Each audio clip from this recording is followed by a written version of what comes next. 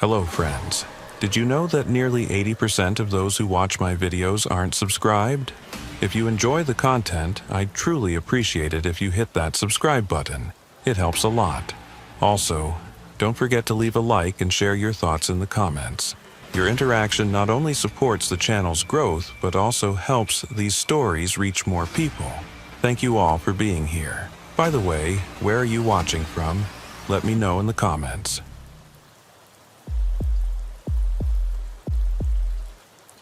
I've been working the northern Manitoba sector for the Canadian Border Services Agency going on 6 years now, and I can tell you without hesitation that the stretch of border between us and North Dakota in the dead of winter is one of the loneliest places on God's green earth.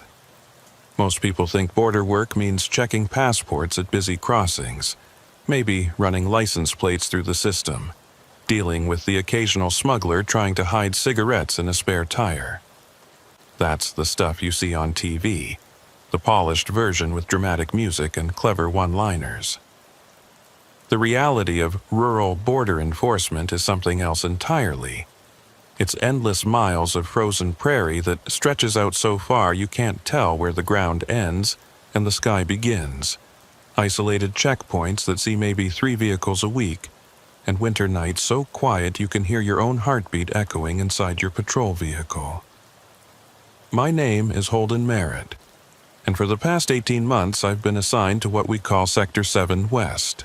That's agency speak for roughly 240 square miles of mixed terrain, most of it wilderness punctuated by the occasional farm road or snowmobile trail that crosses the international line. The locals up here are sparse and tend to keep to themselves. You get the odd hunting camp, a few homesteads where families have been scratching out a living for generations, and not much else. During the summer months, the work is almost peaceful. You drive your route, check the remote camera stations, make sure nobody's using the back roads to run guns or drugs north into Canada.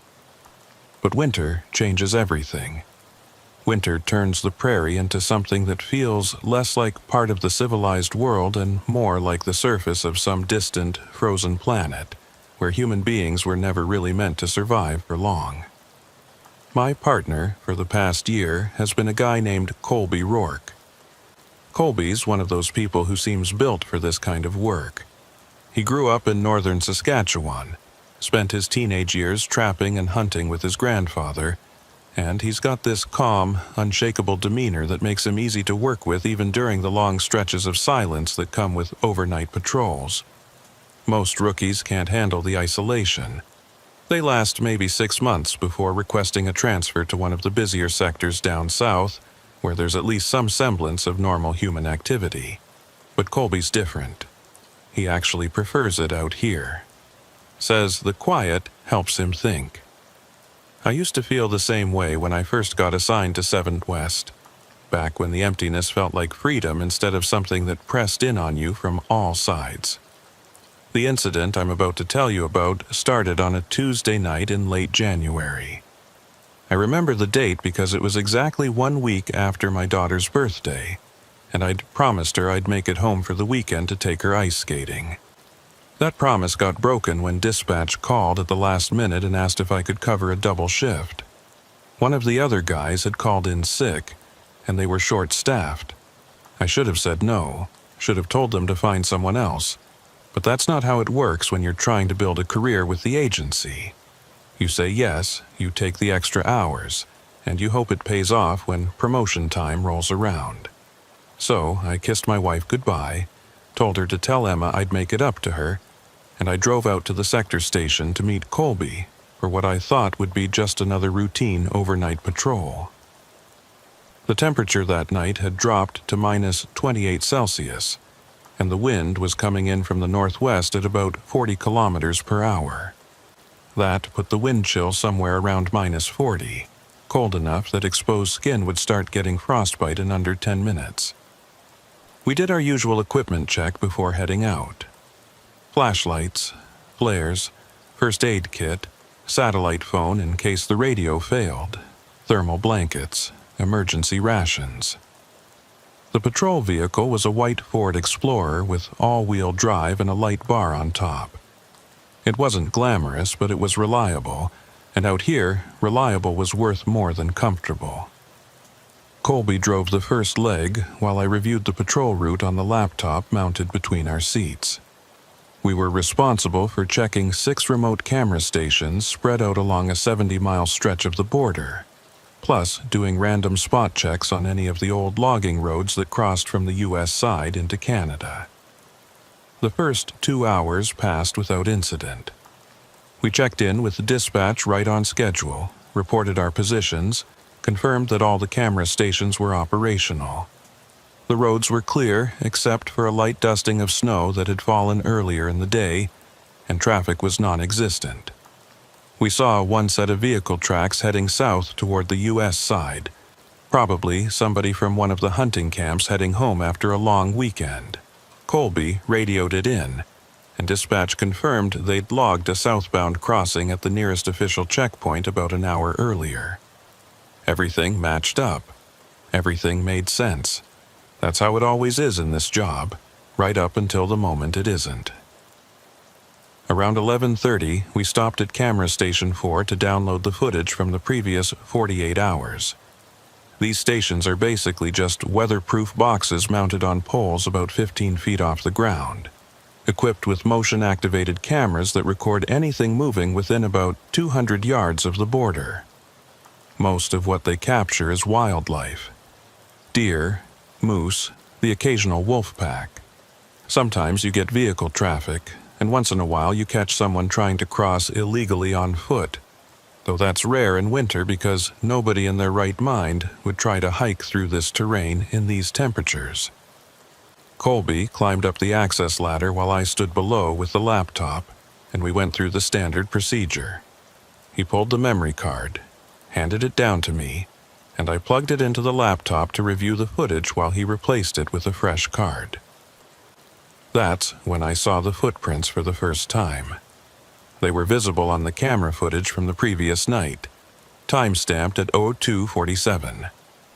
The video showed a figure walking from south to north, crossing the border in the middle of an open field about 100 yards west of the camera position. The motion sensor had triggered the recording, and the infrared night vision gave everything that flat, colorless quality that makes the world look like it's made of ash and shadow. The figure was humanoid, moving at a steady walking pace, but the distance and the quality of the footage made it impossible to make out any details. Could have been male or female, young or old.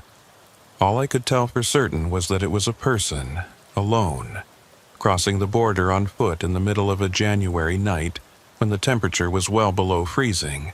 I called Colby down from the ladder and showed him the footage. He watched it twice, his expression never changing, and then he looked out toward the field where the crossing had occurred. The wind had picked up since we'd arrived, and loose snow was skittering across the frozen ground in thin white sheets that looked like ghosts racing across the prairie. I asked him what he thought, and he said what I was already thinking. We needed to check it out. Even if the person had made it to the Canadian side and was long gone by now, we were obligated to investigate any illegal border crossing. That was the job. That was what we got paid to do.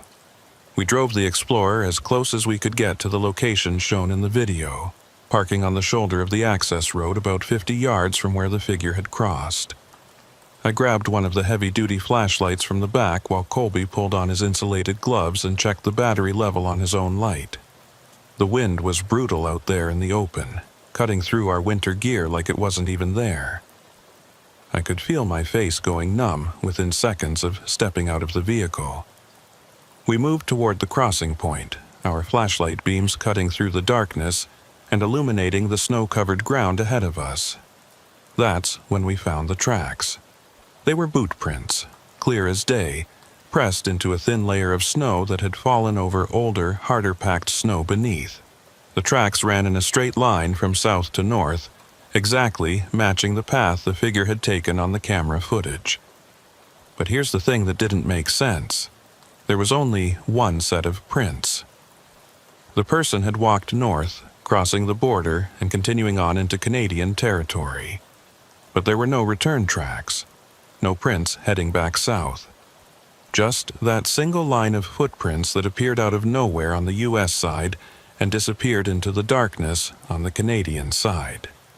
Colby knelt down beside the tracks and examined them more closely.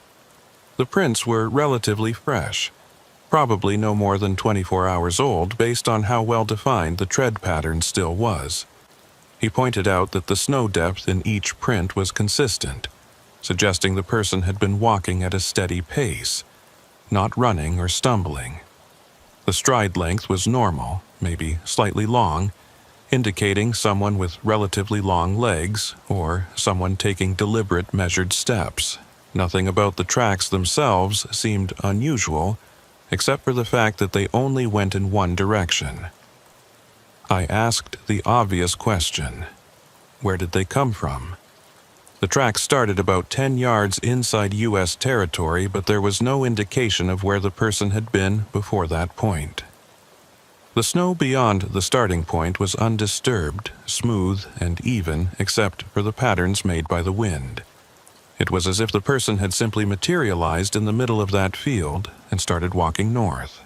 Colby suggested that maybe the wind had covered the earlier tracks, but I wasn't buying it. The wind was strong, sure, but it would have affected all the tracks equally. If it was strong enough to erase the approach tracks, it should have at least partially filled in the tracks we were looking at now. But these prints were clear, sharp, and completely isolated. We followed the tracks north, walking slowly and keeping our flashlights trained on the snow ahead of us. The prints continued in that same straight line for about 200 yards, passing through the field and entering a stretch of scrub brush and scattered pine trees. The spacing never varied. The depth never changed. It was almost mechanical in its consistency, like watching a machine's output rather than evidence of human movement. And still, there were no return tracks, no deviation from the path, no sign that the person had stopped, looked around, or altered their course in any way. About 300 yards from where we'd started, the tracks simply ended. One moment they were there, clear boot prints in the snow, and then nothing. The final print was just as well defined as all the others, but beyond it, the snow was completely undisturbed. No scuff marks, no indication that the person had jumped or changed direction. The tracks just stopped, as if whoever had been making them had simply ceased to exist at that exact spot. Colby and I stood there for a long moment, shining our flashlights in every direction, looking for some logical explanation. There wasn't one. I radioed dispatch and reported what we'd found. The voice that came back was Mara Ellington, the night dispatcher who'd been working the sector desk for the past 3 years.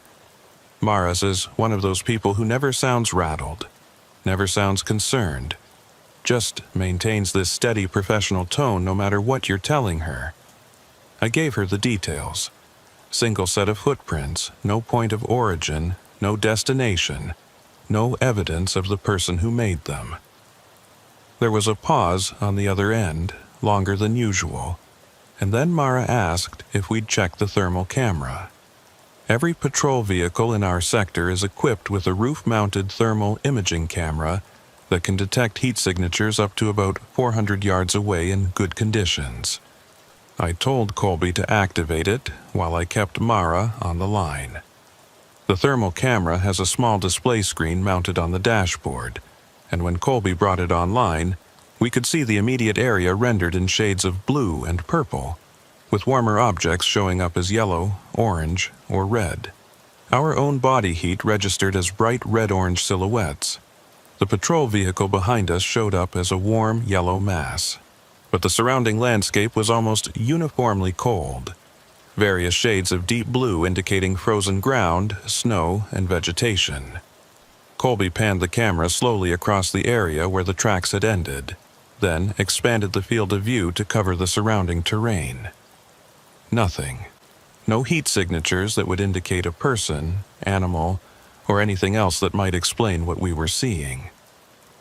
I reported this to Mara, and she asked us to wait while she checked something on her end. While we waited, Colby and I walked a wider perimeter around the endpoint of the tracks, looking for anything we might have missed.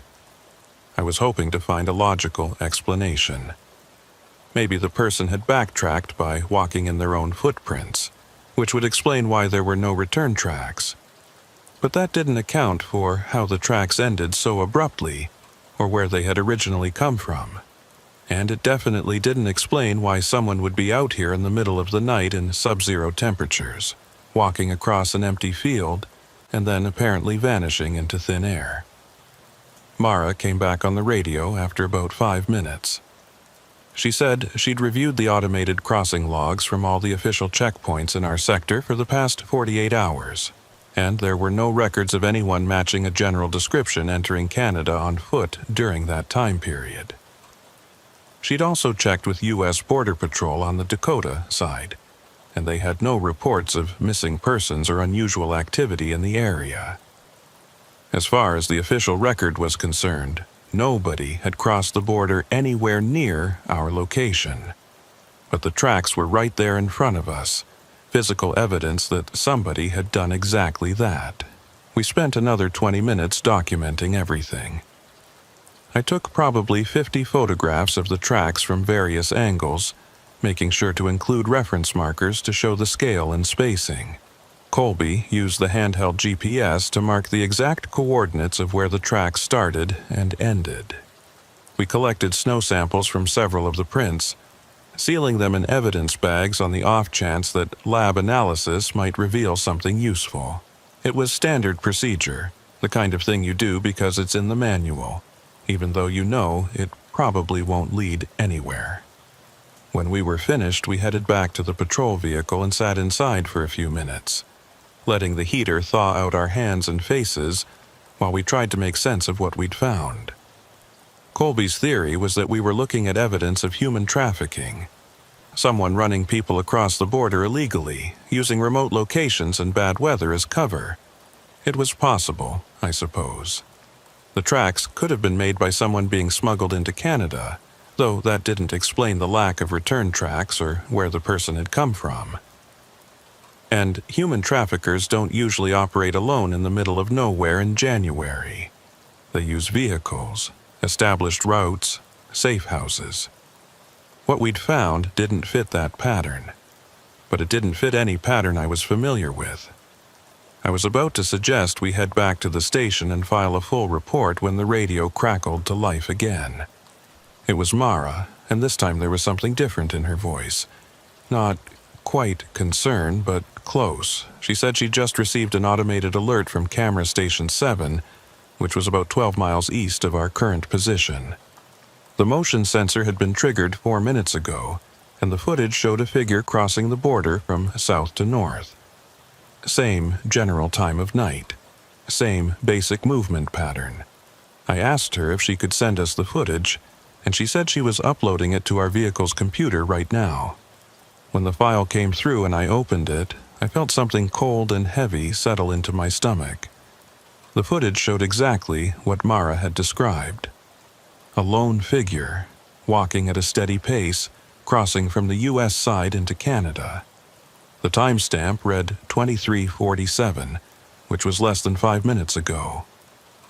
But what made my hands start shaking slightly as I held the laptop wasn't the figure itself. It was the way it moved. That same mechanical consistency, that same measured stride. And when I zoomed in on the best frame I could get, I saw something that made absolutely no sense. The figure appeared to be wearing the same kind of boots that had made the tracks we'd just been examining. I couldn't be certain, but the tread pattern looked identical. Colby saw it too. He didn't say anything, just put the Explorer in gear and started driving toward camera station 7. We both knew what we were thinking, even though neither of us wanted to say it out loud. Whoever or whatever had made those first tracks might be making new ones right now, 12 miles to the east. And if we hurried, we might be able to catch up to them before they disappeared again. The drive took us about 15 minutes, following a series of access roads that wound through increasingly dense forest.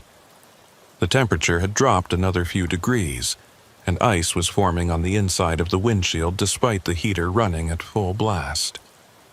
Neither of us spoke during the drive. I kept reviewing the footage on the laptop, trying to spot some detail I might have missed, some clue that would make everything make sense, but there was nothing. Just that figure, walking steadily north, moving with a purpose I couldn't begin to understand. We reached Camera Station 7 at 0004. The station was located on the edge of a clearing, surrounded by pine trees that were so heavily laden with snow they looked like they might collapse under the weight. I grabbed the flashlight and climbed out of the vehicle, and Colby was right behind me. The wind was even worse here, funneling through the trees and creating this low moaning sound that set my nerves on edge.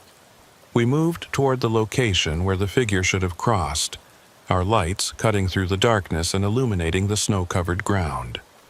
And there they were, fresh tracks, boot prints, clear and sharp, running in a straight line from south to north. The exact same pattern we'd found at the first location, but this time, something was different. These tracks were still being made. I could see where the snow at the edge of the most recent print was still settling, still collapsing inward slightly as it adjusted to the compression. Whoever had made these tracks had been here within the past few minutes. They couldn't have gotten far. Colby pulled out his flashlight and swept the beam across the clearing, and I did the same. The twin beams of light moved across the snow, across the trees, across the shadows that seemed to gather in thick pools wherever the light didn't quite reach. Nothing, no movement, no heat signatures on the thermal camera, no sound except for the wind and the creaking of ice-laden branches. I called out, identifying ourselves as Border Patrol and requesting that whoever was out here show themselves.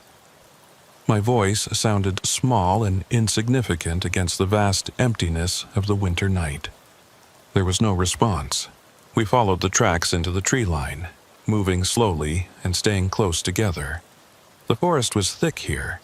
The trees packed close enough that the snow beneath them was thinner, protected from the worst of the weather by the canopy overhead. The tracks continued in that same straight line, weaving between trees but never deviating from their northward path. And then, about 100 yards into the forest, they ended again. Just like before, one final boot print, sharp and clear, and beyond it, nothing but undisturbed snow. I stood there staring at that final print, my mind refusing to accept what my eyes were telling me. This wasn't possible. People don't just vanish. They leave traces, evidence, some indication of where they went. But there was nothing. I checked the thermal camera again, expanding the range to maximum, and Colby climbed up on a fallen log to get a better vantage point. The forest was empty. We were alone out here. That's when I heard it. A sound coming from somewhere to the north, barely audible over the wind. It sounded like a voice, distant and distorted, speaking words I couldn't quite make out. I grabbed Colby's arm and pointed in the direction of the sound, and we both stood perfectly still, listening. It came again, slightly clearer this time. A single word, repeated over and over, carried on the wind like a message being transmitted across some vast distance. The word was late. Someone or something out there in the darkness was saying late, and the voice had a quality to it that made my skin crawl. It wasn't quite human. Too flat, too emotionless, like hearing a recorded message played back at slightly the wrong speed. I reached for the radio on my belt and was about to call it in to Mara when the static burst from the speaker made me jump. The radio had been silent except for the occasional check-in, but now it was crackling with interference, producing this rhythmic pattern of static that almost sounded like speech. And then, cutting through the static, I heard Mara's voice, but it wasn't responding to me. The transmission came through broken and fragmented, pieces of words separated by bursts of white noise. You're late, and then more static, and then silence. I pressed the transmit button and tried to respond, asking Mara to repeat her last message. Nothing. The radio was dead air.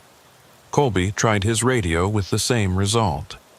We were standing in the middle of a frozen forest, following footprints that appeared and disappeared without explanation, listening to voices that shouldn't exist, and our communication with the outside world had just been severed by interference that made no logical sense.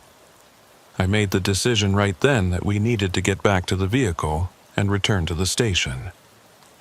Whatever was happening out here, we weren't equipped to deal with it. This had gone beyond a simple illegal border crossing. This was something else entirely, something that made every instinct I had scream at me to leave this place and not look back. Colby agreed without argument, and we turned to head back the way we'd come. That's when we saw the new tracks. They were running parallel to our own footprints, about 10 feet to the west. Boot prints, the same size and tread pattern as the ones we'd been following. But these were different. These tracks hadn't been there when we'd walked into the forest. I was certain of it. We'd been careful, methodical, watching the ground ahead of us with our flashlights. There's no way we could have missed a second set of tracks running alongside our path. But there they were, clear as day, as if someone had been walking next to us the entire time, matching our pace, staying just out of sight in the darkness between the trees. We ran. I'm not ashamed to admit it. We turned and ran back toward the patrol vehicle, our flashlights bouncing wildly as we crashed through the underbrush and jumped over fallen logs.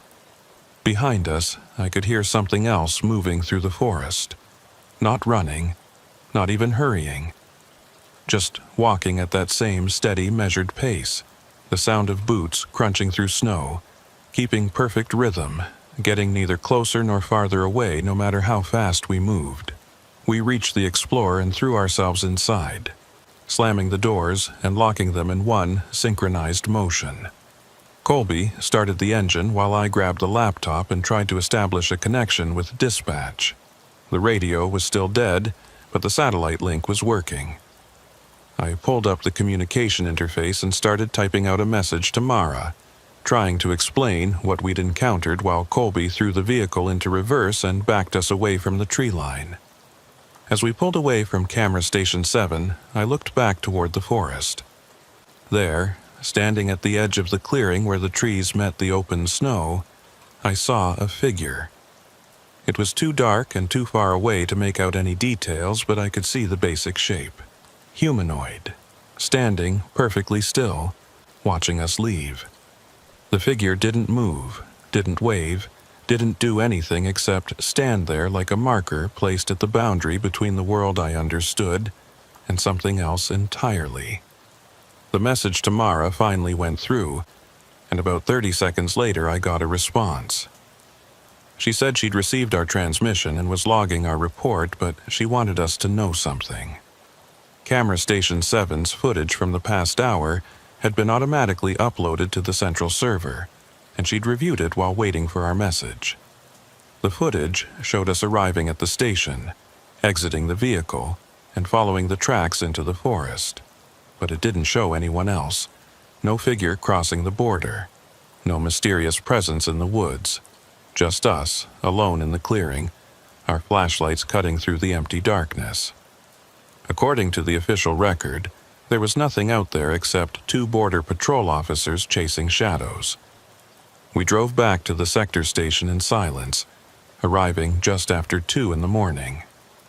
I spent the next 3 hours writing up a detailed report of everything we'd witnessed, and Colby did the same. We turned over all the photographs, GPS coordinates, and audio recordings from our radios. The snow samples we'd collected were sent to the lab for analysis. Everything was logged, filed, and submitted through proper channels, and then we were told to go home, get some rest, and report back for our next scheduled shift in 48 hours. I tried to sleep when I got home, but every time I closed my eyes, I saw those tracks, that impossible pattern of footprints that appeared and disappeared without explanation. I saw the figure standing at the edge of the forest, watching us drive away. And I heard that voice carried on the wind, repeating that single word over and over. Late. You're late. I didn't know what it meant. I didn't know who or what had been out there in the frozen wilderness. But I knew with absolute certainty that whatever I'd encountered that night, it wasn't finished with me. This was just the beginning. And I was right. The 48 hours I spent at home after that first night felt longer than any week I'd ever lived through. I went through the motions of normal life, playing with Emma, having dinner with my wife Sarah, watching television in the evening like nothing had changed. But everything had changed. I couldn't stop thinking about those footprints, about that figure standing at the edge of the forest watching us drive away. Every time I closed my eyes, I saw that endless line of boot prints stretching across the snow, leading nowhere and coming from nowhere. Sarah noticed something was wrong. She always did. On the second evening, after Emma had gone to bed, she asked me directly if something had happened during my shift. I wanted to tell her. I wanted to explain what Colby and I had seen, to share the weight of it with someone who might help me make sense of it. But how do you explain something like that without sounding like you've lost your mind? So I told her it had been a long shift, that we'd dealt with some unusual circumstances, and that I was still processing it.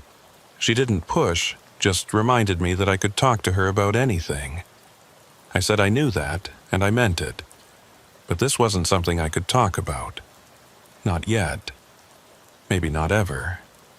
Colby called me on the morning of our next scheduled shift. He asked if I'd heard anything from the agency about our report, and I told him I hadn't. No calls, no emails, nothing. He said it was the same for him. We both knew what that probably meant. Our report had been filed, logged into the system, and quietly set aside as unexplained but not urgent. Border Patrol deals with a lot of strange situations, especially in remote sectors like ours. Most of the time, when something doesn't fit into a neat category, it gets categorized as inconclusive and forgotten. I asked Colby if he was planning to request a different assignment, maybe transfer to a different sector. There was a long pause on the other end of the line, and then he said no. He was going back out there. Whatever we'd encountered, he wanted to understand it, and he wanted to know if I felt the same way. I should have said no. Every rational part of my brain was screaming at me to request a transfer, to get as far away from Sector 7 West as possible. But there was another part of me, something deeper and harder to explain, that needed to know what was out there in those frozen woods. I told Colby I'd see him at the station that evening, and when I hung up the phone, I felt both relieved and terrified in equal measure. We met at the sector station just before sunset. The temperature had dropped even further, down to minus 32 Celsius, and the forecast was calling for light snow throughout the night. Colby looked like he'd slept about as well as I had, which is to say not at all. He had dark circles under his eyes, and when he shook my hand, his grip was tighter than usual, like he was trying to reassure himself that I was really there. We did our equipment check in silence, both of us going through the familiar routine because it was easier than talking about what we were both thinking. Mara was on dispatch again. When we radioed in to confirm we were starting our patrol, she acknowledged with her usual professional tone, but then added something unexpected. She said that if we encountered anything unusual, we should report it immediately and wait for backup before investigating. That was not standard protocol. Normally, Border Patrol officers are expected to assess situations and use their own judgment. Being told to wait for backup suggested that someone higher up the chain had reviewed our report and taken it seriously enough to issue new instructions. I acknowledged and signed off, and Colby and I exchanged a look. Whatever we'd stumbled into 2 nights ago, the agency was treating it as a potential threat. Our route that night covered the same general area as before, but the patrol plan had us checking camera stations in a different order. We started with Station 3, which was about 8 miles west of where we'd encountered the first set of tracks. The drive out was uneventful, just miles of empty road cutting through frozen prairie. The sun had set completely by the time we reached the station, and the darkness out here is something you can't really understand unless you've experienced it. No streetlights, no houses, no light pollution from distant cities. Just an absolute black that swallows everything beyond the reach of your headlights. Camera Station 3 checked out normally. Colby downloaded the footage while I stood watch, and we reviewed it right there in the vehicle. The recordings showed the usual mix of wildlife activity. A small herd of deer passing through around dawn, a coyote investigating something near the border marker at dusk, nothing that raised any flags. We logged it, replaced the memory card, and moved on to Station 5. That's where things started getting strange again. The footage from Station 5 showed something unusual at 03:14 the previous night. A figure, humanoid in shape, crossing from south to north. Same basic movement pattern we'd seen before, walking at that steady, measured pace, never deviating from a straight line. The thermal signature was odd, though. Most warm-blooded creatures show up clearly on infrared, registering as bright spots against the cold background. This figure showed up, but the heat signature was faint, barely distinguishable from the ambient temperature. It was like looking at someone who was only slightly warmer than the frozen ground around them. I felt my stomach tighten as I watched the footage. Colby replayed it 3 times, zooming in as much as the resolution would allow, trying to spot some detail that might explain what we were seeing. The figure appeared to be wearing winter clothing, some kind of coat or jacket, but the features were impossible to make out. No face visible, no identifying characteristics. Just that vague humanoid shape moving through the darkness at a pace that seemed neither hurried nor casual, but something else entirely. Something mechanical. I radioed Mara and reported what we'd found. She confirmed she was receiving the uploaded footage on her end, and after a pause she said that the figure appeared to match the general description from our previous report. She asked if we wanted to investigate the crossing location, and I looked at Colby. He nodded. We both knew we had to. Running away from this wasn't going to make it stop, and besides, we'd signed up for this job specifically because we weren't the type to run from things we didn't understand. We drove to the approximate location where the crossing had occurred and parked the Explorer on the shoulder. The area was similar to where we'd found the first tracks. Open prairie transitioning into scattered forest, the border marked by a series of posts that were barely visible under their coating of ice and snow. I grabbed the flashlight and thermal camera while Colby checked his sidearm and made sure the radio was clipped securely to his belt. We both knew the radio might not work if things went the way they had before, but having it there was at least psychologically comforting. The tracks were exactly where we expected them to be. Fresh boot prints running in a straight line from south to north, pressed into snow that had fallen within the past 24 hours.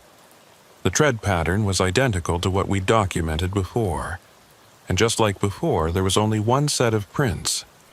No approach tracks, no return tracks, just that single impossible line of footprints that started in the middle of nowhere and led into the darkness ahead. We followed them, moving slowly and keeping our flashlights trained on the ground. The prints led us across the open prairie for about 200 yards, then into a stand of pine trees where the snow was thinner and the tracks became slightly harder to follow. Colby was using the thermal camera to scan ahead of us, checking for any heat signatures that might indicate we weren't alone out here. The screen showed nothing but cold blues and purples. The forest was empty except for us. The tracks continued for maybe another 100 yards, weaving between trees but maintaining that same northward trajectory. And then Just like before, they ended. One final boot print, and beyond it, nothing but undisturbed snow. I stood there staring at it, my breath forming clouds in the freezing air, and I felt a wave of frustration wash over me. This didn't make sense. None of it made sense. People don't just disappear in the middle of taking a step. There has to be an explanation, some detail we were missing, some piece of evidence that would tie everything together. That's when Colby grabbed my arm and pointed back the way we'd come. I turned and looked, following the direction of his flashlight beam. There, running parallel to our own tracks about 15 feet to the east, was another set of boot prints. Fresh prints, the same size and pattern as the ones we'd been following. They ran alongside our path all the way back to where we'd entered the forest, perfectly matching our route step for step. But I knew those prints hadn't been there when we'd walked in. I was absolutely certain of it. We'd been careful, methodical, watching the ground constantly. There's no way we could have missed a second set of tracks running right next to our own. I felt the hairs on the back of my neck stand up. Someone, or something, had followed us into the forest, walking beside us the entire time, and we hadn't heard a sound. No footsteps, no breathing, no snap of branches or crunch of snow. Just perfect silence, and now these tracks as evidence that we'd been accompanied the whole way. Colby's voice was tight when he spoke. He said we needed to leave, right now. I didn't argue. We turned and headed back toward the Explorer, moving faster than we had on the way in, our flashlights sweeping constantly across the trees around us. Behind us, I could hear it again. That sound of footsteps keeping pace with us, never getting closer, never falling behind. Just maintaining that same steady rhythm, like a metronome ticking away in the darkness. We made it back to the vehicle without incident, threw ourselves inside, and locked the doors. My hands were shaking as I reached for the laptop to send a message to Mara. The radio was dead again, filled with static that rose and fell in waves that almost sounded like breathing. Colby started the engine and we pulled away from the location, heading back toward the main access road. That's when I saw them in the side mirror. Footprints appearing in the snow behind us, keeping pace with the vehicle as we drove. Fresh tracks materializing out of nothing, one after another, walking in a straight line parallel to the road. The spacing was perfect, the rhythm constant, and they continued to appear for maybe 30 seconds before finally stopping. When I looked back through the rear window, I could see the line of prints stretching back into the darkness, marking the path of something that had followed us out of the forest. The message to Mara went through, and her response came back almost immediately. She said she'd been trying to reach us on the radio for the past 10 minutes, ever since we'd entered the forest. She asked if we were okay, and I typed back that we were heading to Checkpoint Alpha, one of the few permanent structures in our sector. It was a small building, basically just a heated shelter with communications equipment and emergency supplies, but it had solid walls and doors that locked. Right now, that seemed like the safest place to be. We reached Checkpoint Alpha 20 minutes later. The building was dark when we pulled up, which was normal since it wasn't regularly staffed. Colby used his key to unlock the door while I grabbed our gear from the Explorer. Inside, the checkpoint was exactly as it should be. 2 desks with computer terminals, a small kitchenette, a bathroom, and a back room with a couple of cots for overnight stays. Everything was clean, organized, and completely ordinary, but after what we'd just experienced, ordinary felt surreal. I set up the laptop and established a satellite link with dispatch while Colby made coffee. We needed to file a supplementary report, document what we'd found, and figure out our next move. As I was typing up the details, Mara's voice came through on the computer's speaker system.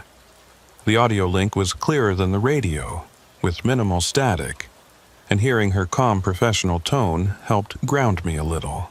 She confirmed she'd received our preliminary report and said that our supervisor wanted us to maintain position at Checkpoint Alpha until morning.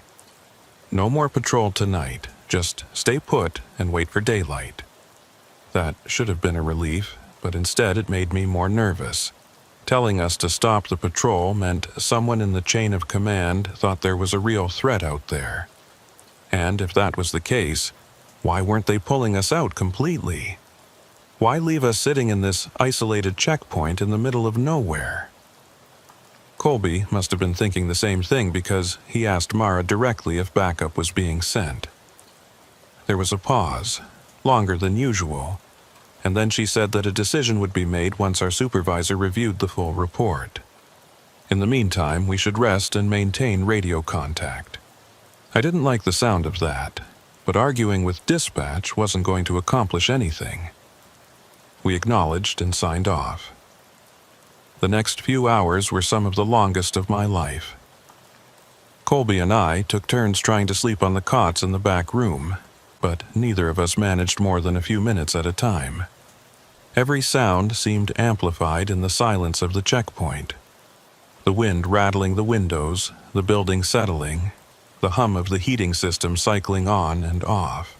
Normal sounds that took on sinister qualities when you were sitting in an isolated building surrounded by frozen wilderness, knowing that something impossible was walking around out there in the darkness. Around 4 a.m, I was sitting at one of the desks reviewing the footage from the various camera stations when I noticed something odd. The cameras were equipped with internal clocks that time-stamped every recording, and those clocks were synchronized with the agency's central server to ensure accuracy. But when I pulled up the footage from Station 5, the one that had captured the figure crossing at 0314, I noticed something that didn't make sense. The timestamp showed 0314, but the metadata embedded in the file showed it had been recorded at 0214. An hour difference. I called Colby over and showed him. He checked the settings on the laptop, thinking maybe there was a time zone issue or a glitch in the display, but everything was configured correctly. The camera's internal clock was showing one time, but the actual recording had been made an hour earlier. I pulled up the footage from Station 3, which we'd checked first that night, and found the same discrepancy. Every recording had a timestamp that was exactly 1 hour ahead of when it had actually been captured. This wasn't a simple technical glitch. Camera systems don't spontaneously add an hour to their timestamps. Someone or something had deliberately altered the clocks, or the cameras themselves were malfunctioning in a very specific and unusual way. But why? What possible purpose would it serve to change the time on remote border cameras?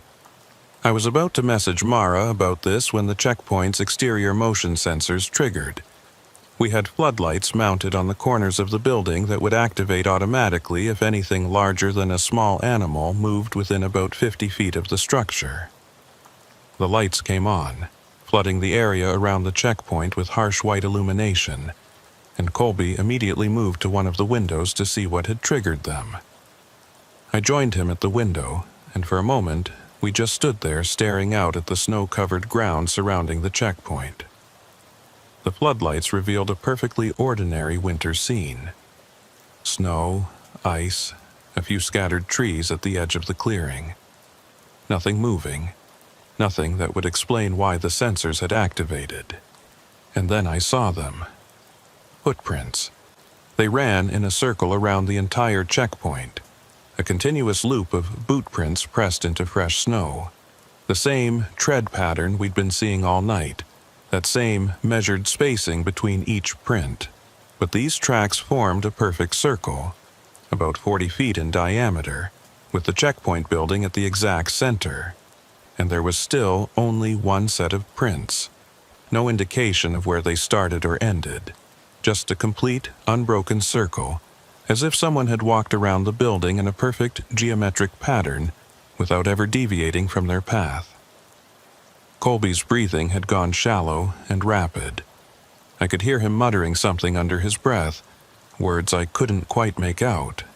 And when I looked at him, I saw fear in his eyes that mirrored my own. We were being circled, marked, observed by something that was showing us it knew exactly where we were. The footprints were a message, though I didn't understand what it was trying to tell us. The floodlights stayed on for their programmed duration of 5 minutes, and during that entire time we watched those footprints, waiting for them to change, for something to move, for any indication of what had made them. Nothing happened. The snow lay still and undisturbed except for those tracks, and then the lights clicked off, plunging everything back into darkness, and I felt a spike of pure panic that made my heart race. I grabbed my flashlight and went to the door, needing to see those tracks more closely, needing some kind of confirmation that they were real. Colby tried to stop me, saying it wasn't safe, but I was already unlocking the door and stepping outside. The cold hit me like a physical force, but I barely noticed it. I moved toward the nearest section of the circular track and knelt down beside it, shining my light directly into one of the boot prints. The detail was perfect. I could see the individual treads, the slight compression patterns where weight had been distributed unevenly, even a small pebble that had been pressed into the snow by the boot's passage. These were real prints made by a real physical object. Not some trick of light or shadow, not a hallucination brought on by stress and fear. Someone had walked in this circle around our checkpoint, and they'd done it recently enough that the snow inside each print was still sharp and well-defined. I heard Colby calling my name from the doorway, and when I looked back at him I saw he was pointing at something behind me. I turned and followed his gaze, and my blood went cold. There, standing at the edge of the tree line about 100 yards from the checkpoint, was a figure, too dark and too distant to make out details, but clearly humanoid in shape, just standing there, perfectly still, watching us. I stood up slowly, keeping my flashlight trained on the figure, but the beam didn't reach that far. I could see the vague outline, the suggestion of a human form, but nothing more. I called out, identifying myself as Border Patrol, and requesting that whoever was out there make themselves known. My voice sounded weak and insubstantial against the vastness of the frozen landscape. There was no response. The figure didn't move, didn't react, just continued to stand there like a statue carved from shadow. Colby had his sidearm out now, not pointed at the figure but held ready at his side. He called out as well, his voice steadier than mine, repeating the identification and adding that we were armed. Still no response. We stood there in a standoff that couldn't have lasted more than 30 seconds, but felt like an eternity. 2 Border Patrol officers facing something in the darkness that refused to acknowledge our authority or our presence. And then, without any warning or transition, the figure was gone. Not walking away, not retreating into the trees. Just gone. As if it had been erased from existence between one moment and the next. I swept my flashlight across the tree line, searching for any sign of movement. But there was nothing. The forest was empty again. We went back inside the checkpoint and locked the door. I messaged Mara immediately, describing what we'd seen, and her response came back with uncharacteristic speed. She said she was contacting our supervisor right now and that we should sit tight. Backup was being dispatched and should reach us within the hour. Just stay inside, keep the doors locked, and maintain communication. That hour felt like the longest wait of my life. Colby and I sat at the desks, watching the windows, jumping at every sound. The circular footprints remained visible in the floodlight's range whenever the motion sensors triggered, which they did every few minutes as the wind shifted snow and branches around. Each time the lights came on, I half expected to see that figure standing closer to the building, but it never reappeared. Just those prints, that perfect circle, marking us like prey. Backup arrived at 0547 in the form of 2 patrol vehicles carrying 4 officers. They'd driven up from the main sector station, and when they arrived, they did a perimeter check of the checkpoint before coming inside. They found the circular tracks, photographed and measured them, but by the time they'd finished, the wind had started to fill them in. Within another hour, they'd be completely gone, erased by the natural movement of snow and ice. The senior officer, a guy named Morrison who'd been with the agency for almost 20 years, took our statements and reviewed our reports. He was professional about it, didn't dismiss what we'd seen or suggest we were imagining things, but I could tell he didn't fully understand the significance of what was happening. How could he? Unless you'd experienced it directly, unless you'd followed those impossible tracks and felt the presence of something walking beside you in the darkness. There was no way to truly grasp what we were dealing with. Morrison said they'd be increasing patrols in Sector 7 West and installing additional cameras at strategic locations. He told us we were being temporarily reassigned to administrative duties while the agency investigated the situation further. It was standard protocol when officers encountered potential threats that weren't fully understood. I should have been relieved, but instead I felt frustrated. Being pulled from patrol meant we wouldn't be able to investigate this ourselves, wouldn't be able to find answers to the questions that were eating away at me. As the sun came up and the darkness retreated, the events of the night started to feel less immediate, less threatening. In the gray morning light, with other officers around us, it was almost possible to convince yourself that things weren't as strange as they'd seemed. Almost.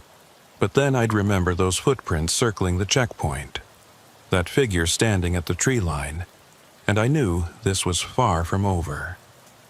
We drove back to the main station in convoy with the other vehicles.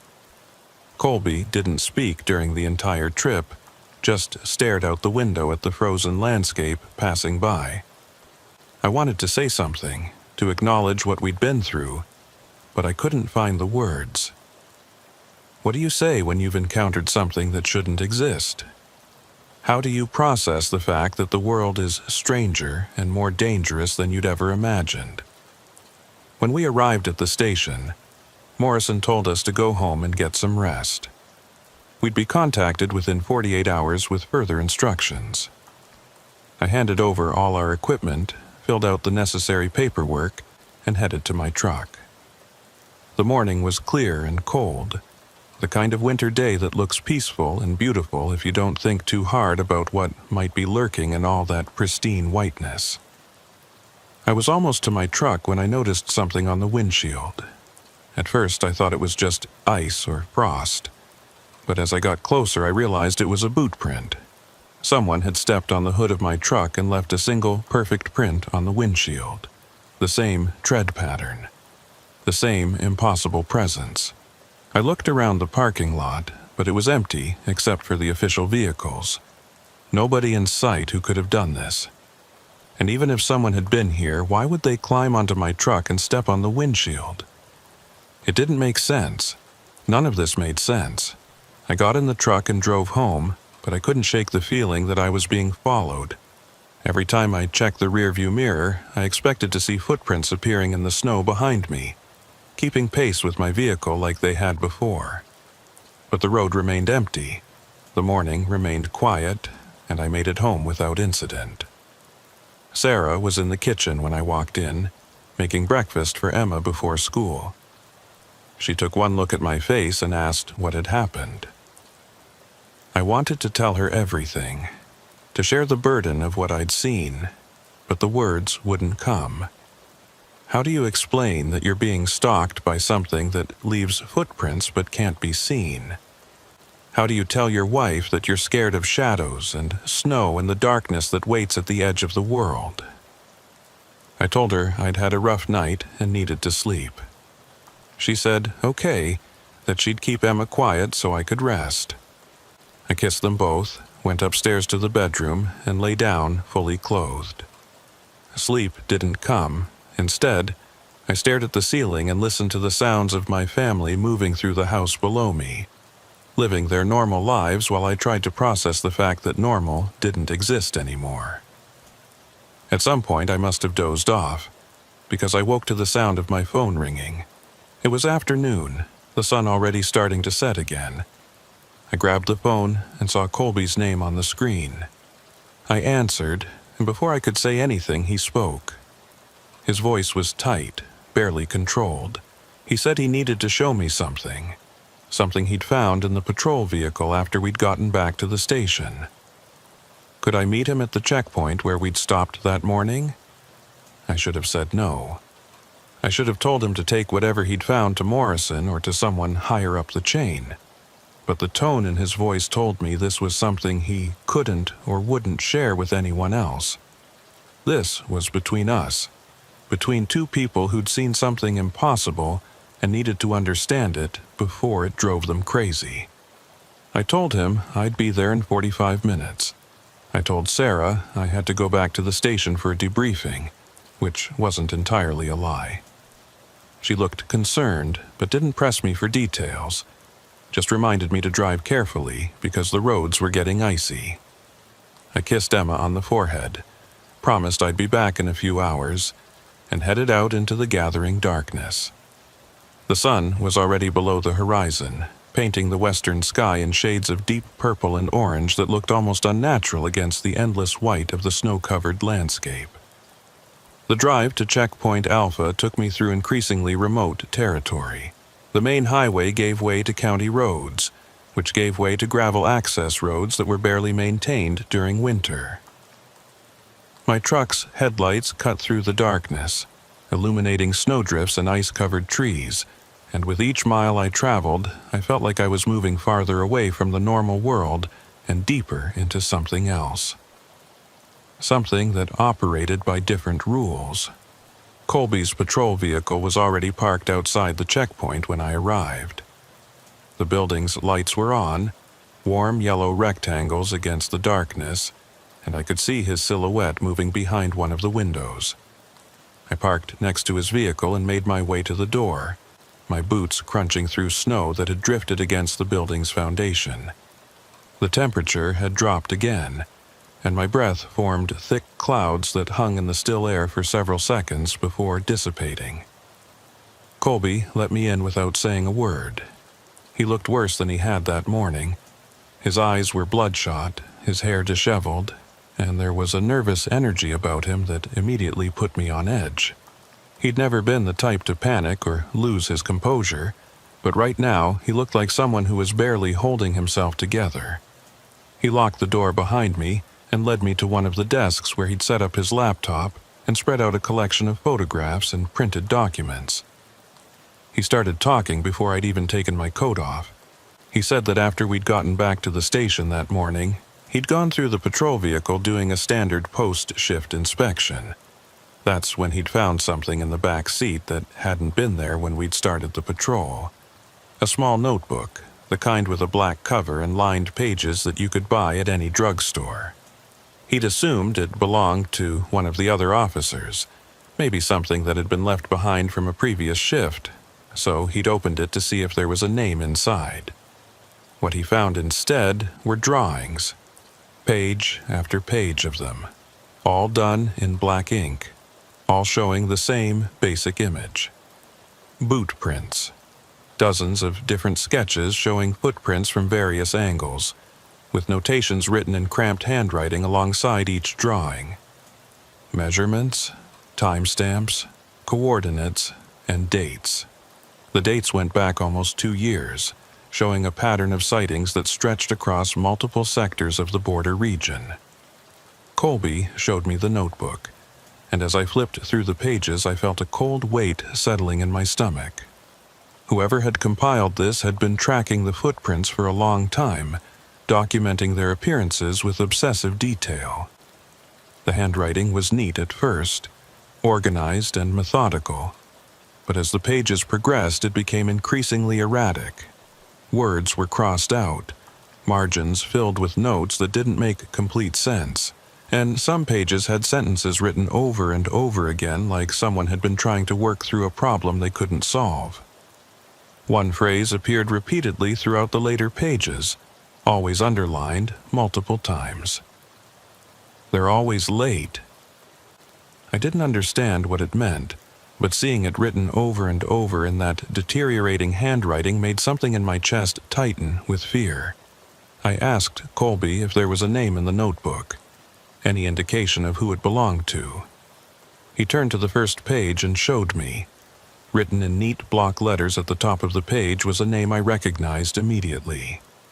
Agent Marcus Webb. He'd been a Border Patrol officer in Sector 7 West until about 8 months ago when he'd requested a transfer to a different region. The official reason given was family obligations, but there had been rumors among the other officers that Webb had experienced some kind of breakdown. I'd never worked directly with him, but I remembered him as a quiet, competent officer who kept to himself and never caused problems. Colby said he'd tried calling Webb's old number, but it had been disconnected.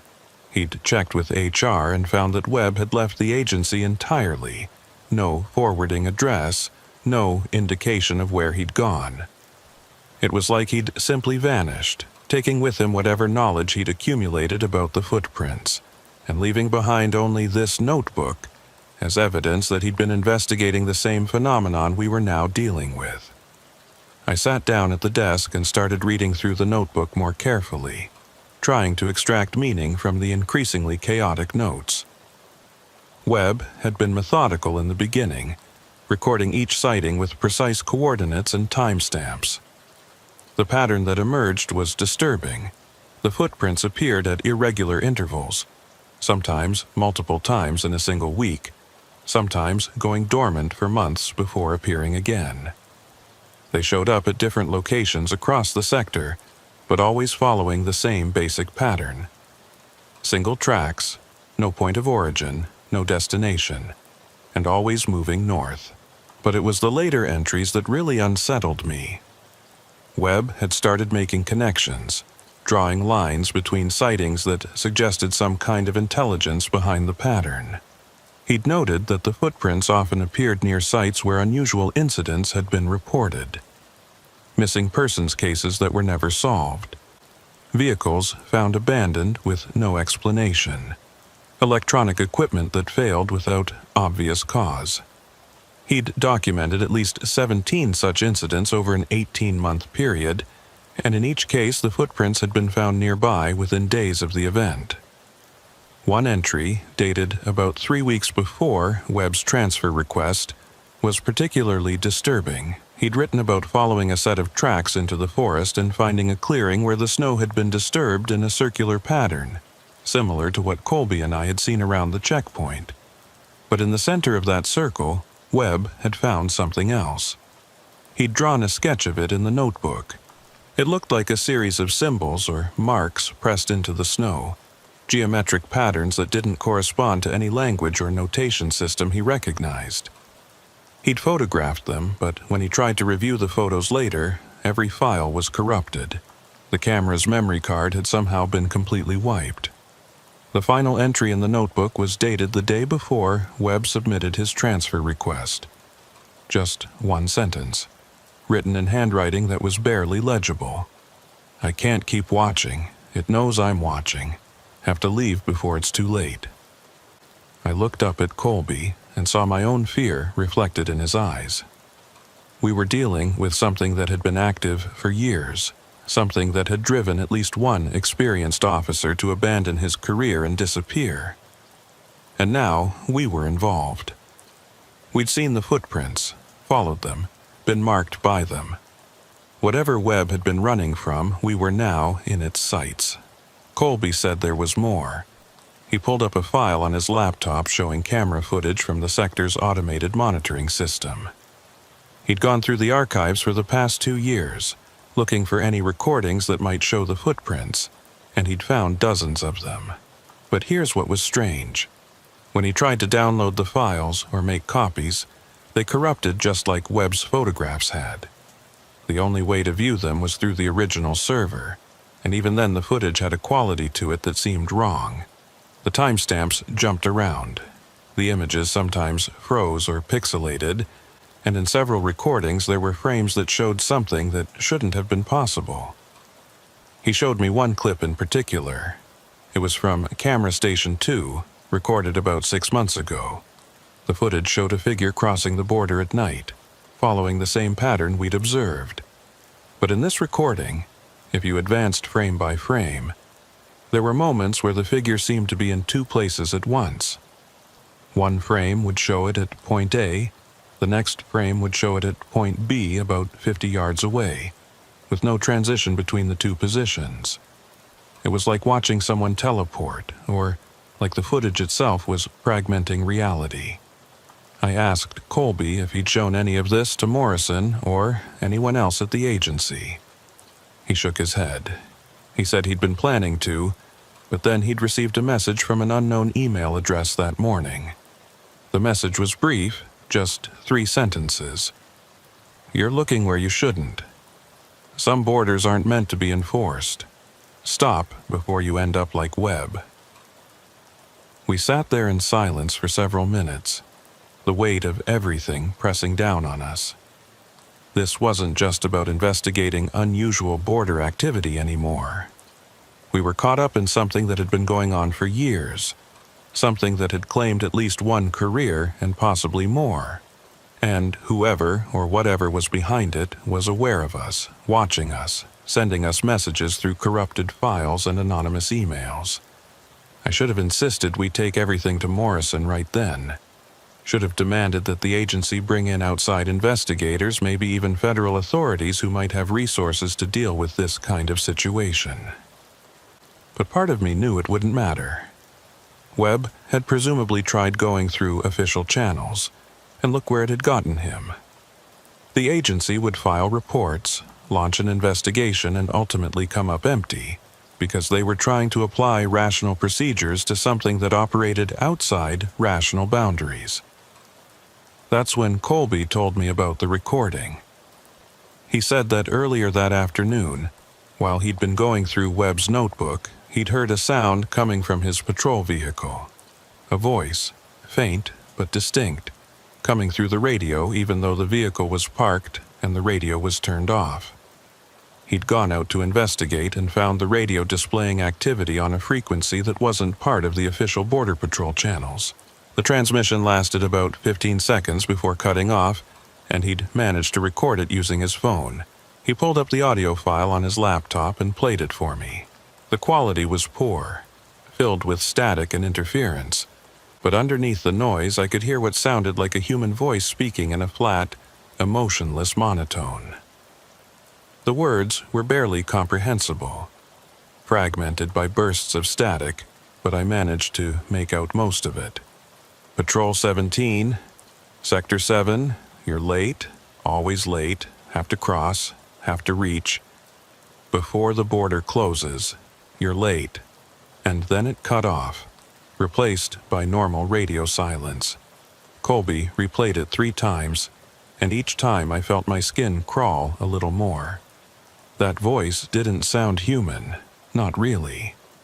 It had the right words and the right inflection, but there was something fundamentally wrong about it, like listening to a recording of human speech that had been digitally manipulated until it lost all warmth and emotion.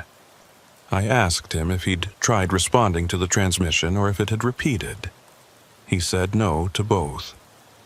The frequency had gone dead after that single burst, and when he'd tried transmitting on it, there was no response, just empty air. But he'd written down the frequency and checked it against the agency's communication protocols. It wasn't registered to anyone. As far as the official records were concerned, that frequency didn't exist.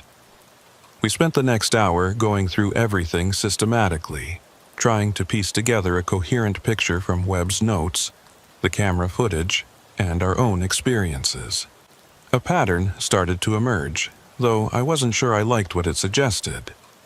The footprints appeared to be following some kind of route, always moving north, always crossing the border at specific locations. Webb had mapped them, connecting the dots between sightings, and the resulting pattern formed a rough line that ran through Sector 7 West, passing through several points of interest. Old, abandoned homesteads, sites where vehicles had been found with their drivers missing, places where communication equipment consistently failed without explanation. and all of those points lay along a straight north-south line that, according to Webb's calculations, extended beyond our sector and into the remote wilderness areas farther north. He'd written a note in the margin of one page suggesting that the footprints might be part of a longer pattern, something that continued beyond the areas we could easily access or monitor. But he'd never been able to confirm it because the terrain became too difficult to navigate the farther north you went. I was about to suggest that we needed to contact someone with authority beyond the local agency, maybe reach out to federal investigators, or even academic researchers who might have encountered similar phenomena when the checkpoint's power went out. The lights died instantly, plunging us into complete darkness. The computers shut down mid-operation, and even the emergency backup systems failed to activate. We sat there in absolute blackness, listening to the sudden silence that came with the loss of all electrical hum and ambient noise. Colby found his flashlight and clicked it on. The beam cut through the darkness, illuminating swirling dust particles and our own shadows cast huge against the walls. I grabbed my own light and we moved to the windows, looking out at the checkpoint's exterior. The floodlights were dead, the motion sensors inactive. Everything within our line of sight was darkness broken only by the pale illumination of moonlight reflecting off snow. And then I saw them, footprints in the snow, clearly visible even in the dim light. But these weren't circling the checkpoint like before. These were approaching from multiple directions, converging on the building in straight lines that reminded me of spokes on a wheel. I counted at least 6 different tracks, all heading towards the checkpoint, all showing that same impossible tread pattern. Colby saw them too. His breathing had become rapid and shallow, and when he spoke, his voice was barely above a whisper. He said we needed to leave right now, before whatever was making those tracks reached the building. I wanted to argue, wanted to say we should stay inside where we had walls and locked doors, but some instinct deeper than rational thought was screaming at me that he was right. Being trapped inside this building when those tracks reached the door would be the worst possible position. We grabbed our gear and moved to the exit. I had my hand on the doorknob when the radio on Colby's belt suddenly activated, filling the silent checkpoint with a burst of static. And then, cutting through the noise, that same flat, emotionless voice we'd heard in the recording. "You're late, you're late, you're late." The words repeated over and over, each iteration slightly different in pitch and cadence, creating this disturbing harmony that seemed to come from multiple speakers at once, even though it was just the single radio. Colby tried to turn it off, but the controls didn't respond. The voice continued its mechanical chant, getting louder with each repetition, until it was almost deafening in the confined space. I yanked open the door and we ran outside, heading for our vehicles. The cold hit me like a wall, stealing my breath and making my eyes water instantly. Behind us, I could hear the radio still broadcasting that endless repetition, the words echoing out into the winter night. "You're late. You're late. You're late." We made it to the trucks and I was fumbling with my keys when I noticed something that made me freeze. The footprints we'd seen converging on the checkpoint had changed.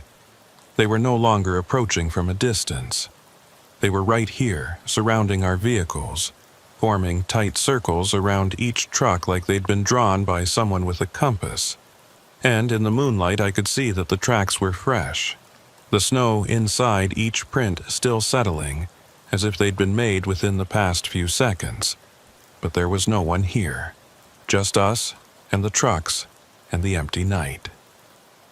Colby managed to get his vehicle unlocked and climbed inside. I did the same, my hands shaking so badly I could barely get the key into the ignition. The engine roared to life, and I threw the truck into reverse, backing away from the checkpoint as fast as I dared on the icy ground. Through the rearview mirror I could see Colby doing the same, his headlights swinging wildly as he maneuvered his patrol vehicle around. We drove in convoy back toward the main access road, putting distance between ourselves and the checkpoint as quickly as possible. I kept checking my mirrors, expecting to see something following us, but the road behind remained empty, just darkness and snow, and our own tire tracks marking our retreat. About 5 miles from the checkpoint, my truck's radio activated on its own. No static this time, just that voice, speaking clearly as if someone was sitting in the seat next to me. Patrol 17, Holden Merritt. You're late. You've always been late. Have to cross before the border closes. Have to reach the other side.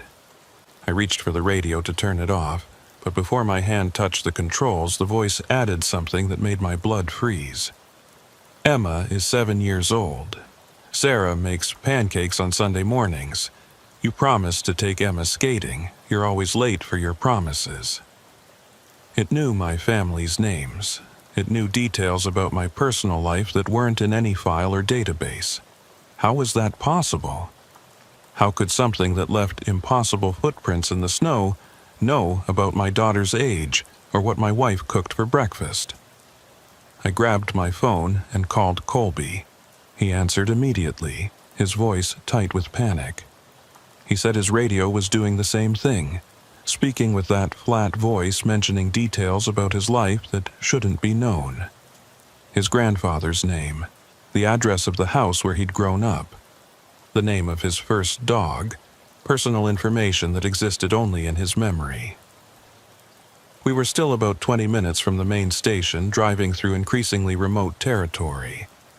I wanted to call Sarah to make sure she and Emma were okay, but I was terrified of what might happen if I tried.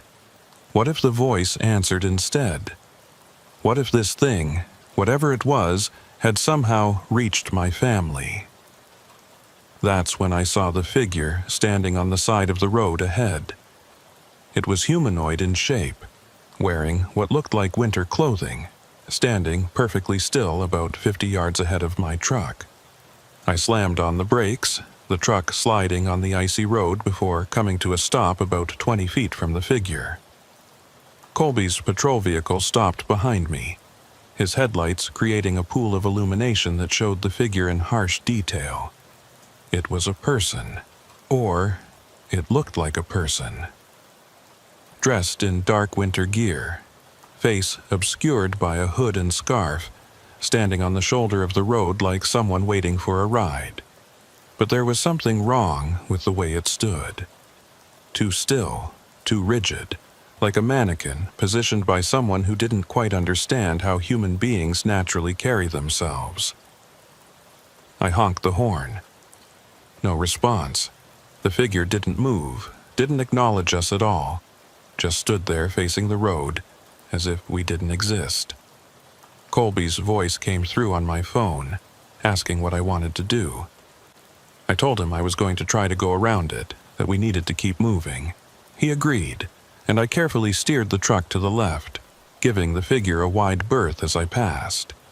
As I drove by, I made the mistake of looking directly at it. The hood was pulled low over the face, and the scarf covered everything from the nose down. But in the brief moment that my headlights illuminated it, I saw what was visible of the face. The skin was gray, almost translucent, and the eyes were wrong. Not the color or shape, but the way they moved. They tracked my truck's passage with perfect mechanical precision, following the movement without any of the small adjustments and irregularities that come with human eye movement. It was like being watched by a camera, not a person. I accelerated past it and kept driving, my hands gripping the steering wheel so hard my knuckles ached. In the rearview mirror, I could see the figure still standing there, now facing in our direction, watching us drive away, and then between one glance and the next, it was gone. The side of the road was empty, as if it had never been there at all. Colby called again, his voice shaking. He said he'd seen it too, seen those eyes tracking us. He asked if I thought it was safe to keep driving, or if we should try to find somewhere to hole up until morning. I told him we needed to get to the main station, that being around other people was our best chance of staying safe. He didn't sound convinced, but he agreed to keep following me. The rest of the drive was a nightmare of mounting paranoia. Every shadow at the edge of the road looked like another figure waiting for us. Every time the headlights caught the reflective eyes of an animal in the trees, I half expected it to be something else, something impossible, watching us pass. The radio stayed silent, but that almost made it worse. The silence felt loaded, pregnant with the potential for that voice to return at any moment. We made it to the main sector station just after 8 p.m. There were 3 other vehicles in the parking lot, officers working the evening shift. The building's lights were on, warm and welcoming against the darkness, and I felt some of the tension drain from my body as we pulled in and parked. Colby and I met at the entrance, and I could see he looked as shaken as I felt. We didn't say anything, just nodded to each other and went inside. Morrison was in his office working on paperwork. When he saw us, his expression shifted from mild surprise to concern. He asked what we were doing here, reminded us that we were supposed to be on administrative leave. I started to explain, to tell him about the notebook and the recordings and the figure on the road, but the words came out jumbled and incoherent. I realized I sounded crazy, like someone having a breakdown, and I forced myself to slow down and organize my thoughts. Morrison listened without interrupting, his expression neutral. When I finished, he asked if we had the notebook with us. Colby said it was in his vehicle, and Morrison told him to go get it. While Colby was outside, Morrison asked me if I'd been sleeping okay, if I'd been under unusual stress lately. Standard questions to determine if an officer was experiencing psychological problems. I told him I was fine, that what we'd experienced was real and documented, not some stress-induced hallucination. Colby returned with the notebook and handed it to Morrison. He flipped through it, reading entries at random, his expression giving nothing away. When he reached the final page with Webb's last entry, he closed the notebook and set it on his desk. He said he'd look into it, that he'd contact former Agent Webb if possible, and try to verify the information. In the meantime, we should go home, get rest, and wait for further instructions. I tried to argue, to insist that this needed immediate attention, but Morrison cut me off. He said he understood our concerns, but there were proper procedures for this kind of thing. Making hasty decisions based on incomplete information would only make the situation worse. He promised he'd take our report seriously and conduct a thorough investigation. We just needed to trust the process. It was a polite dismissal, and we both knew it. Morrison was doing what any supervisor would do when faced with officers claiming to have encountered something impossible. Document everything, promise action, and quietly arrange for psychological evaluations. He didn't believe us. How could he? We barely believed it ourselves. We left the station and walked back to our vehicles. The parking lot was well lit and felt safe, but I couldn't shake the feeling that we were being watched from the darkness beyond the lights. Colby said he was going to drive home and try to get some sleep, though we both knew that wasn't likely to happen. I told him to call me if anything unusual happened, and he promised he would. I sat in my truck for a few minutes before starting the engine, trying to process everything that had happened. Webb's notebook, the corrupted recordings, the voice on the radio that knew personal details about our lives, the figure on the road with those mechanical eyes. It all pointed to something beyond normal explanation, something that existed in the spaces between what we understood and what we feared. My phone rang. It was Sarah, asking where I was and when I'd be home. I told her I was on my way, that I'd be there in about 40 minutes. She said Emma had been asking about me, wondering when we could go ice skating like I'd promised. I felt a pang of guilt mixed with fear. That promise, the one the voice had mentioned. How did it know? How could something that existed in the frozen wilderness have access to the private conversations that happened in my home? I drove home through the darkness, checking my mirrors constantly, jumping at every set of headlights that appeared behind me. The radio stayed silent, which should have been comforting but instead felt ominous, like a predator going quiet before it strikes. I made it home without incident and found Sarah and Emma in the living room watching TV together. Everything was normal, peaceful, exactly as it should be. I kissed them both and tried to push down the fear that was churning in my stomach. I wanted to tell Sarah what was happening, to warn her that something was wrong, but I couldn't find the words. What was I supposed to say? That invisible stalkers were leaving footprints in the snow? That voices on the radio knew our family's secrets? She'd think I was losing my mind, and maybe I was. I went upstairs to shower and change, trying to wash away the feeling of being watched and followed. When I looked at myself in the mirror, I barely recognized the person staring back. There were dark circles under my eyes. My face was drawn and pale, and there was a haunted quality to my expression that reminded me of photographs I'd seen of soldiers returning from combat. This was what fear looked like when it got inside you and started eating away at everything you thought you knew. I was toweling off when I heard Emma scream. I ran downstairs in my bathrobe, my heart pounding, expecting to find an intruder or an accident. Instead, I found Emma standing at the living room window, pointing outside with a trembling hand. Sarah was holding her, trying to calm her down, and when she saw me, she said Emma had seen something in the backyard. A person standing near the tree line, just watching the house. I looked out the window but saw nothing. Just our snow-covered yard, the trees at the edge of our property, and darkness beyond. I told Emma it was probably just a deer or a neighbor's dog, that there was nothing to be afraid of. But she insisted it had been a person, standing perfectly still, wearing dark clothes, just staring at our house. I grabbed my flashlight and went outside, checking the yard thoroughly. I found them near the tree line, boot prints in the snow. The same tread pattern, the same impossible tracks. They formed a line parallel to our house, about 30 feet from the back wall, as if someone had walked the length of our property while watching our windows. But there were no tracks leading to or from the line. Just that single set of prints, appearing out of nowhere and disappearing the same way. I went back inside and told Sarah I hadn't found anything, that it must have been shadows playing tricks. She didn't look convinced, but she let it drop and focused on getting Emma calmed down and ready for bed. I helped tuck Emma in, promised her that I'd protect her and that nothing bad was going to happen. As I said it, I hoped desperately that I wasn't lying. After Emma was asleep, Sarah confronted me directly. She said she knew something was wrong, that I'd been acting strange ever since I'd come back from that last patrol. She asked me to tell her the truth, to trust her with whatever was bothering me.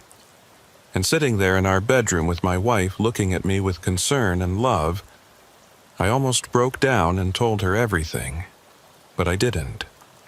Because the truth was too dangerous. If this thing, whatever it was, knew enough about me to mention my family by name, then telling Sarah about it might put her and Emma at even greater risk. The less they knew, the safer they'd be. At least that's what I told myself. Looking back, I'm not sure if that was protective instinct or cowardice. I told her I was dealing with some unusual situations at work, that there was an ongoing investigation I couldn't discuss, and that everything would be fine once it was resolved. She accepted this, though I could see the doubt in her eyes. She knew I was holding back, but she respected my need for space. She kissed me goodnight and turned off the light, and we lay there in the darkness listening to the old house settle around us. I didn't sleep that night. I lay awake listening to every sound, wondering if each creak and groan was the house settling or something else, something that left impossible footprints and spoke with a voice that knew too much. And somewhere in the darkest hours of the night, I accepted the truth that I'd been avoiding. This wasn't going to stop. Whatever was happening, whatever had driven Webb to abandon his career and disappear, it had chosen me and Colby as its next targets. And unless we found a way to understand it, to fight back against something that operated outside the rules of normal reality, it was going to destroy us just like it had destroyed him. The question was, how do you fight something that can be everywhere and nowhere at once? How do you protect yourself from something that knows your deepest secrets and can appear and disappear at will? I didn't have answers, but I knew that lying here in the darkness, waiting passively for whatever came next, wasn't an option. Tomorrow, I'd call Colby, and together we'd figure out what Webb had been investigating before he disappeared. We'd follow his research to wherever it led, even if that meant crossing boundaries we didn't understand into territory that maps didn't show, because the alternative was to run, to abandon everything and disappear like Webb had done. And I wasn't ready to give up my life, my family, my sense of reality without fighting back. Not yet. The call from Colby came at 6 a.m. I hadn't slept at all. Just lay in bed staring at the ceiling and listening to the sounds of my family breathing in the rooms around me. When the phone buzzed, I grabbed it before the second ring, not wanting to wake Sarah or Emma. Colby's voice was tight, controlled in a way that told me he was barely holding himself together. He said he'd found something in Webb's notebook, a location mentioned in one of the later entries. A place Webb had been planning to investigate before he disappeared. Colby thought we should check it out, and he wanted to go today, right now, before we lost our nerve, or Morrison decided to pull us from active duty permanently. I should have said no, should have told him we needed to wait, to think this through, to bring in backup or at least tell someone where we were going. But I knew that wasn't going to happen. Whatever we were dealing with, it had already shown us that official channels weren't equipped to handle it. Morrison didn't believe us. The agency would classify this as a psychological issue and send us for evaluation. And in the meantime, the footprints would keep appearing, the voice would keep speaking, and eventually, whatever happened to Webb would happen to us. I told Colby I'd meet him at the sector station in an hour. I got dressed quietly, trying not to disturb Sarah, but she woke up anyway. She asked where I was going so early, and I told her the truth, or at least part of it. I said I was following up on the investigation, that there was a location Colby and I needed to check out. She didn't look happy, but she didn't try to stop me either. She just made me promise I'd be careful and that I'd call her by noon to let her know I was okay. I promised, kissed her goodbye, and left before I could second-guess the decision. The drive to the station took me through a world that was just starting to wake up. The sky was that deep blue-gray that comes before sunrise, and the streetlights were still on, casting pools of orange light across snow-covered roads. Everything looked normal, peaceful, like any other winter morning. But I couldn't shake the feeling that I was driving towards something that would fundamentally change my understanding of reality. That once I crossed this particular threshold, there would be no going back to the comfortable certainty of a world that made sense. Colby was waiting in the parking lot when I arrived, sitting in his patrol vehicle with the engine running. He'd brought copies of Webb's notebook entries, printed out and organized in chronological order. When I climbed into the passenger seat, he handed me the stack of papers and pointed to one entry in particular. It was dated 3 weeks before Webb's disappearance, written in handwriting that was starting to show signs of stress but was still mostly legible. The entry described a location about 40 miles north of our sector, deep in the wilderness area that straddled the border. Webb had found references to it in old border patrol records from the 1970s, back when the sector boundaries were different, and patrol routes covered areas that were now considered too remote to monitor regularly. The location was listed as a former checkpoint, decommissioned in 1981 after repeated equipment failures and personnel complaints. Webb had written that he suspected this abandoned checkpoint might be significant, that the pattern of footprint sightings seemed to converge on coordinates that were very close to where the old building should be located. I asked Colby if he knew anything about decommissioned checkpoints in the northern sector. He said he'd heard rumors, stories that got passed around among the older officers. There had been a checkpoint up there called Station 9, supposedly built in the late 60s to monitor a stretch of border that saw a lot of illegal crossings back then, but the station had a reputation for being unlucky. Officers who worked there reported constant equipment problems, radio interference, and a general feeling of unease that made it difficult to staff.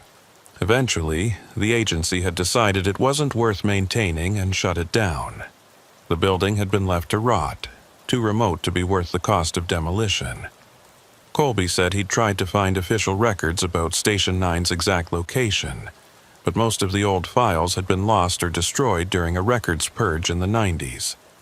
The best he could do was use the coordinates Webb had written in the notebook and hope they were accurate. I looked at the map he'd printed, showing the route we'd need to take. It would require driving to the end of the maintained access roads, then continuing on foot or snowmobile across several miles of wilderness. In good conditions, it would be a difficult trek. In winter, with deep snow and sub-zero temperatures, it would be borderline suicidal. I asked Colby if he really thought this was a good idea. He looked at me with eyes that had dark circles underneath them, eyes that belonged to someone who hadn't slept in days, and he said he didn't know. But he knew he couldn't keep living like this, looking over his shoulder, jumping at shadows, waiting for footprints to appear in his yard or that voice to come through his radio again. If there was a chance that Station 9 held answers, then he had to take it, even if it meant walking into the same trap that had caught Webb. I understood exactly what he meant because I felt the same way. So I told him I was in, and we started driving north.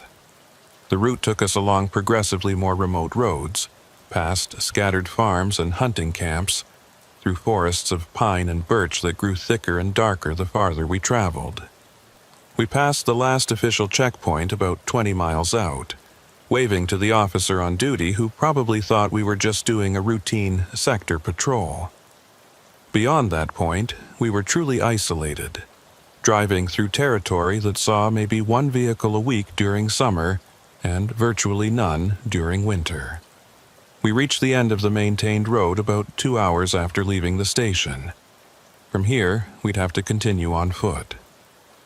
Colby had brought snowshoes and emergency gear, and we spent a few minutes getting organized before setting out. The temperature was -30, and the wind was picking up, creating conditions that would become genuinely dangerous if we stayed out too long. I set a timer on my phone for 3 hours. If we hadn't found Station 9 by then, we'd have to turn back whether we wanted to or not. The trek through the wilderness was brutal. The snow was waist-deep in places, and even with snowshoes we had to fight for every step. The forest around us was absolutely silent except for the sound of our breathing and the crunch of snow under our feet. No birds, no animal sounds, nothing that suggested life existed in this frozen landscape.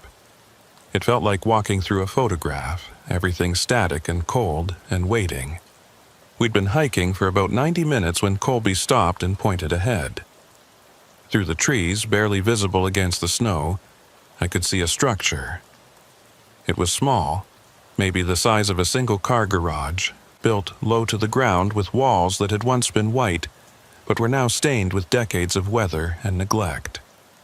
The roof had partially collapsed, and one wall was missing entirely, exposing the dark interior to the elements. But there was no question that this was man-made. A building that had been constructed with purpose and then abandoned to the wilderness. We approached carefully, watching for any sign of recent activity. The snow around the building was undisturbed, except for some animal tracks, probably fox or coyote. The door was hanging off its hinges, and when we looked inside, we found exactly what you'd expect from an abandoned checkpoint. Broken furniture, rusted filing cabinets, scattered papers that had been reduced to pulp by moisture and time. Everything was covered in a thick layer of ice and snow that had blown in through the collapsed roof. But there was something else. On one wall, barely visible under a coating of frost, someone had written something in what looked like marker or spray paint.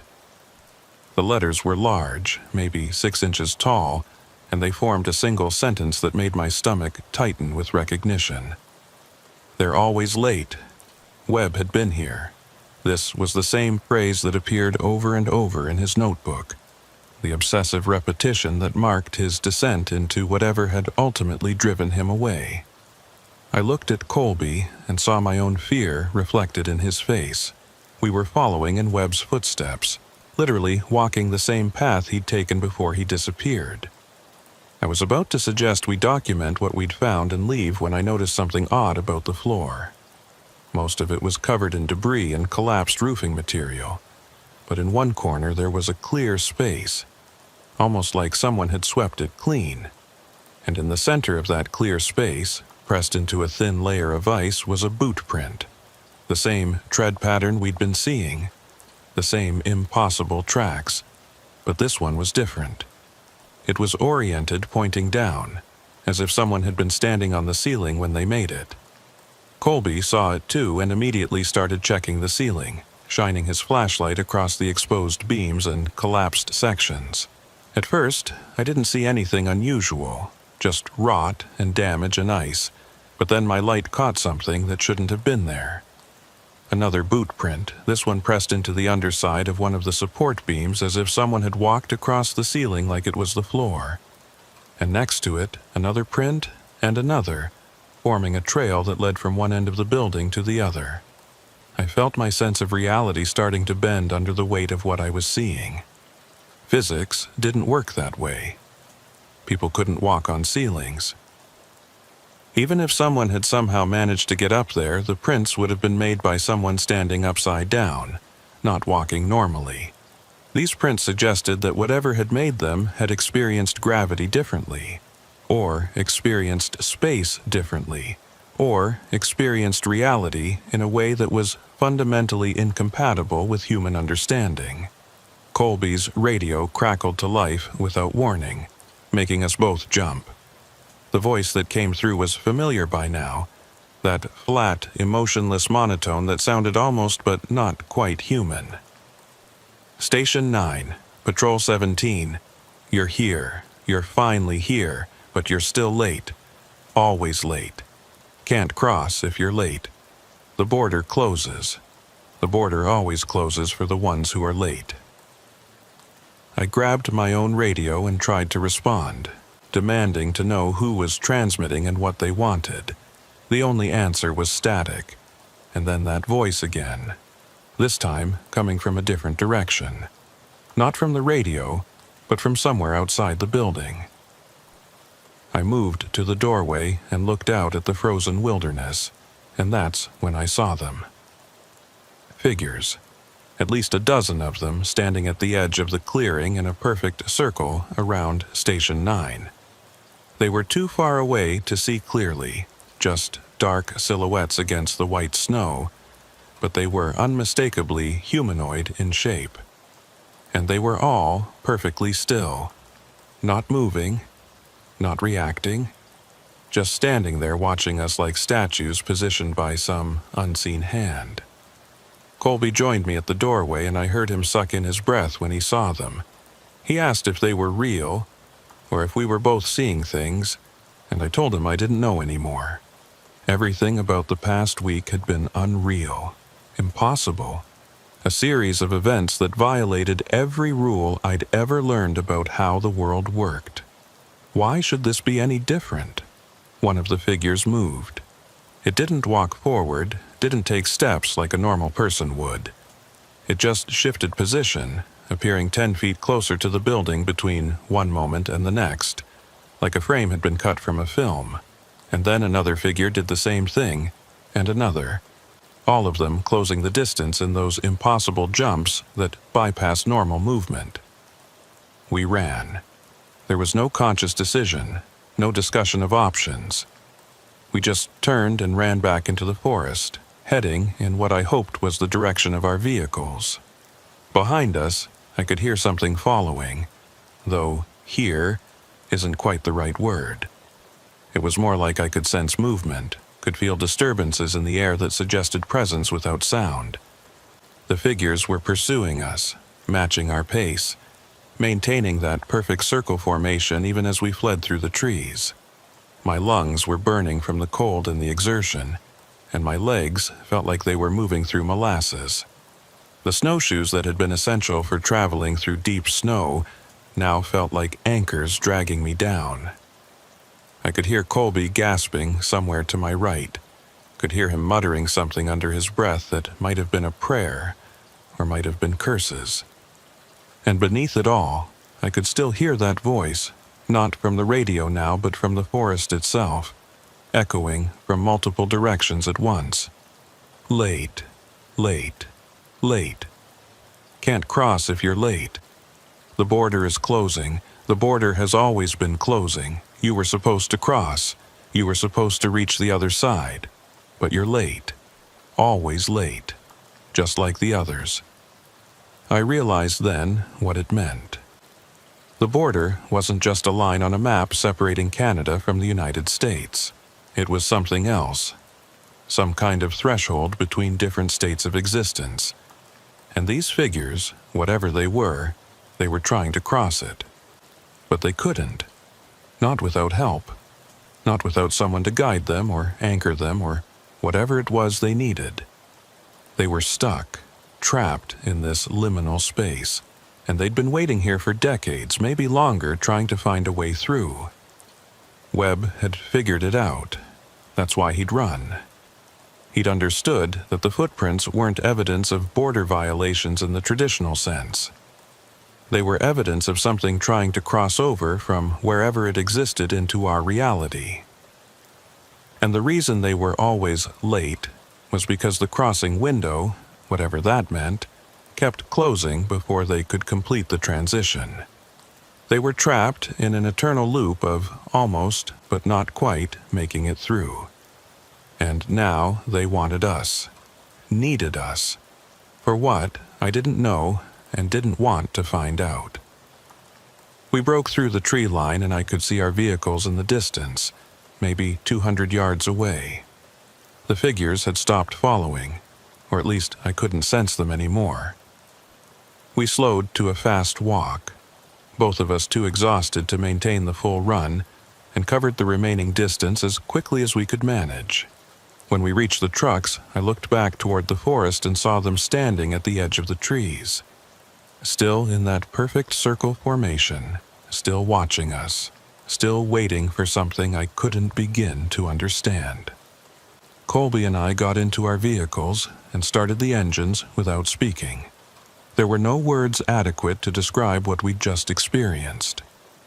We drove away from that place as fast as the icy roads would allow, putting distance between ourselves and Station 9, between ourselves and those waiting figures, between ourselves and whatever truth Webb had discovered before he decided that running was the only sane option. We made it back to the main sector station just after noon.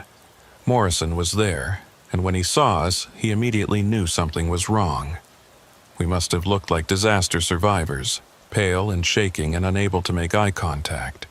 He brought us into his office and demanded an explanation, and this time I told him everything. Every detail, every impossible thing we'd witnessed, holding nothing back because I was past the point of caring whether he believed us or thought we were insane. To my surprise, Morrison didn't dismiss us. He listened to the entire account, his expression growing more troubled as we described Station 9 and the figures and that voice repeating its endless message about being late. When we finished, he was quiet for a long moment, and then he said something I didn't expect. Webb tried to tell me too, right before he left. I thought he was having a breakdown. I suggested he take leave, get some counseling. He looked at me like I was the crazy one, and then he submitted his resignation the next day. I should have listened to him. Morrison said he'd been going through old sector records, trying to find information about the unusual incidents we'd been reporting. He'd found files dating back to the 70s and 80s that documented similar events. Officers reporting footprints that appeared and disappeared without explanation. Equipment failures at specific locations. Radio transmissions on frequencies that shouldn't exist. And personnel complaints, dozens of them, all describing the same general experience. A feeling of being watched. Voices in the static. The sense that something was trying to communicate but couldn't quite make itself understood.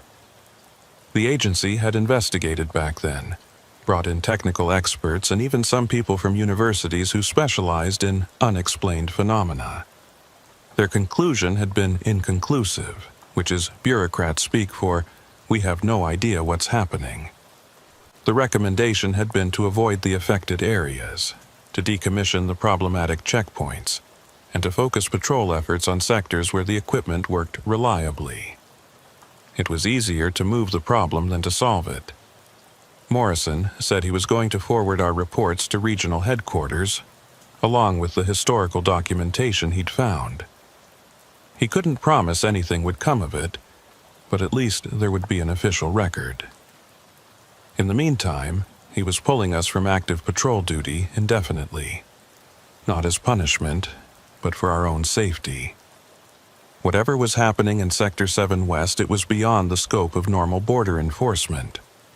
We'd done our jobs, documented what we'd found, and now it was time to step back and let others figure out what to do with the information. I asked him if he believed us, if he thought what we'd experienced was real. Morrison looked at me with eyes that had seen too much in his 20 years with the agency, and he said he didn't know what he believed. But he knew that something was happening out there, something that had been happening for a long time, and that pretending it didn't exist wouldn't make it go away. That was as close to validation as we were going to get. Colby and I left the station that afternoon with our equipment turned in, and orders to take administrative leave for at least a week. We were supposed to rest, recover, and try to process what we'd been through. As if sleep and time could erase the memory of those figures standing in their perfect circle, watching us with eyes that didn't quite track like human eyes should. I drove home in a daze, barely aware of the road or the other vehicles around me. My phone rang twice, Sarah calling to check on me, but I couldn't bring myself to answer. What would I tell her? That I'd been fired from active duty because I'd encountered something that shouldn't exist. That I'd followed in the footsteps of an officer who'd seen the same impossibilities and decided the only rational response was to disappear. When I finally pulled into my driveway, I sat in the truck for several minutes, trying to gather the strength to go inside and pretend everything was normal. That's when I noticed the tracks in my front yard. Boot prints, leading from the street to my front door, then back to the street and disappearing. The same tread pattern, the same impossible presence. I got out of the truck and examined the tracks more closely. They were fresh, made within the past few hours judging by how well defined they were. Someone or something had walked up to my house, stood at the front door for an unknown period of time, and then left.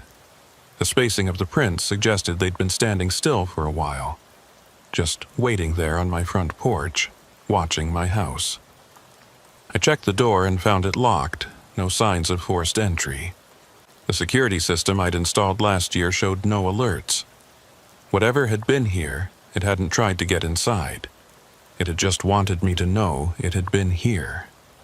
Another message, another reminder that I was being watched, that there was no escape from this no matter how far I drove or how many doors I locked behind me. Sarah met me at the door, relief evident on her face. She said she'd been worried when I didn't answer her calls, and I apologized, told her my phone had been acting up. She accepted this, though I could see she didn't quite believe it. She asked how the investigation had gone, and I told her it was over, that I'd been put on leave while the agency reviewed some unusual findings. Another partial truth, another way of avoiding the conversation we really needed to have. That night, after Emma was asleep and Sarah had gone to bed, I sat in the living room with all the lights off, watching the street through the front window. I was waiting for something, though I wasn't sure what. The figures to appear in my yard? The voice to start broadcasting through my home electronics? The footprints to resume their endless march through the snow?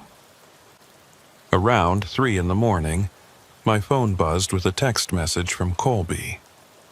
"Can't sleep. Keep seeing them. Are they still there, do you think? At Station 9? Still waiting?" I texted back. "I don't know. Maybe they're everywhere. Maybe they've always been everywhere." His response came immediately. "Webb had the right idea. Maybe we should do the same. Just leave. Start over somewhere else. Somewhere they can't find us." I thought about it. Really thought about packing up my family and running. Moving to some distant city where the wilderness didn't press in quite so close, and the borders were just lines on maps instead of thresholds to somewhere else. But I knew it wouldn't matter. The tracks had appeared at my house, in my yard. They knew where I lived. Whatever connection had been established between us and them, it wasn't bound by geography. I texted Colby back. Running didn't help Webb. He's still gone. We don't even know if he's alive, or if he ended up crossing whatever border they wanted him to cross. No response. I sat there for another hour watching the empty street, and then I went upstairs to bed. Sarah was asleep, and I lay down next to her, staring at the ceiling in the darkness. Tomorrow, I'd have to figure out what came next. Tomorrow, I'd have to decide if I could keep living in this house, in this sector, knowing what I knew. Tomorrow, I'd have to find a way to explain to my daughter why her father jumped at shadows and couldn't promise her that everything would be okay. But tonight, I just lay there listening to my family breathe, treasuring the sound of ordinary human life, and trying not to think about the figures standing in the forest. Still waiting. Still trying to cross. Still repeating their endless message about being late. I must have dozed off eventually because I woke to the sound of my phone alarm at 7 a.m. Sarah was already up. I could hear her downstairs making breakfast. Everything was normal. Another day beginning like any other. Except that when I looked out of the bedroom window, I saw new tracks in the snow. A circle around the entire house this time. Perfect and complete. As if something had spent the night walking a perimeter around us while we slept. I got dressed and went downstairs, kissed Sarah and Emma, poured coffee, and pretended everything was fine. Sarah mentioned that the news was talking about unusual weather patterns in the northern sectors, radio interference affecting emergency services, and some reports of strange lights in the wilderness. She asked if any of that was related to what I'd been investigating, and I told her I didn't know. Another lie. Another small betrayal of the trust between us. My phone rang. It was Morrison, calling to tell me that he'd submitted all the reports to regional headquarters and that they were taking the situation seriously.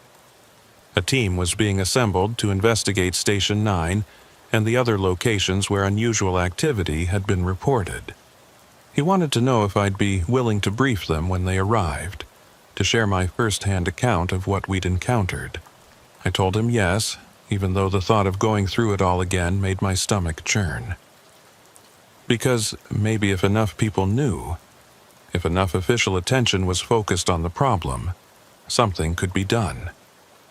Maybe whatever was happening could be contained or understood, or at least acknowledged as real. Morrison thanked me and said he'd be in touch. After I hung up, I stood at the kitchen window drinking my coffee and watching the snow fall in the yard outside. Light flakes drifting down in the still morning air, covering the tracks that circled my house, erasing the evidence until the next time they appeared, because they would appear again. I knew that with absolute certainty. The figures were still out there, still trying to cross, still searching for whatever it was they needed to complete their impossible journey. And for reasons I didn't understand, they'd decided that I was part of that equation. Me and Colby, and who knows how many others who'd seen the tracks and heard the voice and tried to investigate instead of looking away. Webb had looked away eventually, had run as far and as fast as he could, but I could still hear his final entry from the notebook echoing in my mind. I can't keep watching. It knows I'm watching. Have to leave before it's too late. Was it already too late for me? Had crossing into that clearing around Station 9, had following those tracks through the forest, had listening to that voice on the radio somehow marked me in a way that couldn't be undone. I didn't know, but I knew I couldn't run like Webb had. I had Emma and Sarah to think about. A life I'd built here that I wasn't willing to abandon without exhausting every other option first. So I'd stay. I'd cooperate with the investigation.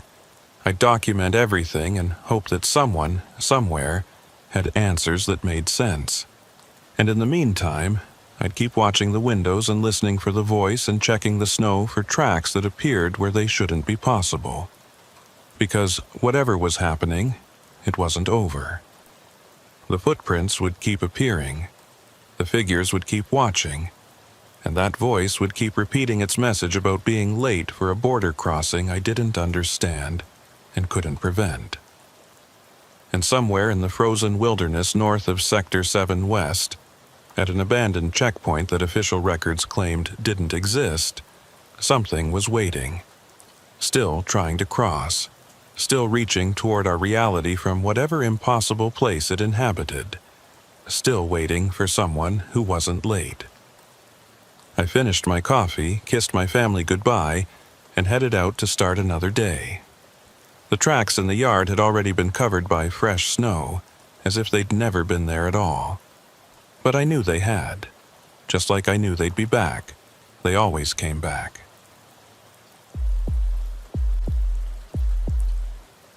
My name is Rennick Harwood, and I've been working as a border specialist for the Canadian Border Services Agency for 9 years now. Most people don't really understand what that title means, and to be honest, it sounds more impressive than it actually is. Basically, I'm the guy they call when something unusual happens at one of the remote crossing points in the Saskatchewan-Montana sector. Could be a vehicle that's triggered multiple security alerts. Could be suspicious movement picked up by our surveillance cameras. Could be anything that falls outside of normal patrol procedures. I spend most of my time driving through empty prairie and dealing with situations that turn out to be nothing more than equipment malfunctions or lost hunters who cross the border by accident. The winter we're talking about was particularly brutal. We'd been hammered by storm after storm, each one dumping another foot or two of snow on top of what was already there. And the temperatures had been sitting around minus 30 Celsius for going on 3 weeks straight. The kind of cold that makes your truck complain when you start it, that freezes your breath into ice crystals before it even leaves your mouth. Most of the smaller crossing points in my sector had been temporarily shut down because keeping them operational in these conditions was nearly impossible, which meant the few crossings that remained open were seeing heavier traffic than usual and consequently more problems. I'd been working doubles all week, covering for a colleague who'd come down with pneumonia. By Thursday night, I was bone tired and counting the minutes until I could go home, take a hot shower, and sleep for about 12 hours. I was maybe 20 minutes from calling it when dispatch radioed with something that immediately got my attention. One of our automated monitoring stations, Camera 12, was showing unusual thermal activity about 3 miles inside Canadian territory. The signature suggested a structure giving off heat, which wouldn't normally be remarkable, except that according to our maps, there weren't supposed to be any structures in that location at all. The voice on the radio belonged to Bria Kincross, one of the senior analysts working the night shift at Regional Coordination. Bria was not the type to get excited about nothing, which made the edge of concern in her voice stand out. She told me the thermal signature had appeared suddenly about 40 minutes earlier, showing up on the monitoring system like someone had flipped a switch. One moment, there was nothing but frozen wilderness registering on infrared. The next moment, there was a clear heat source indicating a building with some kind of active heating system inside it. I asked if she was certain the equipment was functioning properly, if this could be some kind of glitch. She said she'd already run full diagnostics and everything checked out perfectly. The signature was real, and whatever was producing it was substantial enough to register clearly from 3 miles away. She wanted me to investigate before the trail went cold, and she meant that literally. Another storm system was moving in from the west, forecast to hit within the next few hours. And if I was going to check this out, it needed to be now. I should have said no. Should have told her I was exhausted and at the end of my shift, that this could wait until morning when I was fresh and could bring backup along. But something about the situation bothered me in a way I couldn't quite articulate. Buildings don't just appear in the middle of nowhere, especially not heated buildings in areas where the satellite imagery shows nothing but wilderness. I told Bria I'd take a look and asked her to keep monitoring the thermal signature while I drove out there.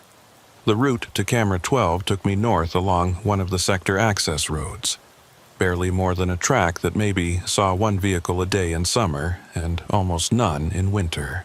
My headlights cut through darkness so complete it felt like driving through a void, illuminating nothing but snow-covered prairie that stretched away flat and featureless in every direction. The wind was picking up, driving loose snow across the road in patterns that looked like ghostly serpents racing through my headlight beams. I could see the storm clouds building on the western horizon, a solid black wall that was steadily eating the stars. I reached Camera 12 about 30 minutes after leaving the main checkpoint. The station itself was just a pole-mounted camera and sensor array surrounded by a small cleared area. I pulled up next to it and checked my laptop, bringing up the feed from the thermal imaging system.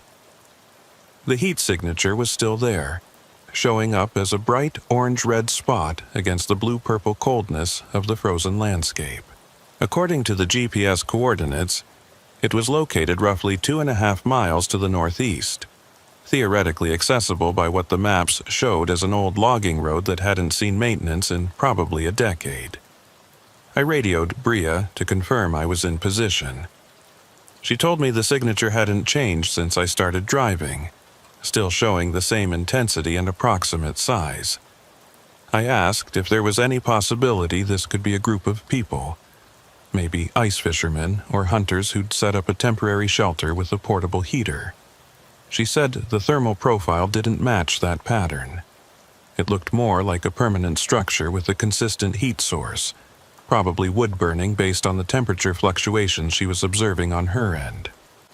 The logging road was barely visible under the accumulated snow, but I could make out the general direction it followed through a stand of dense pine trees.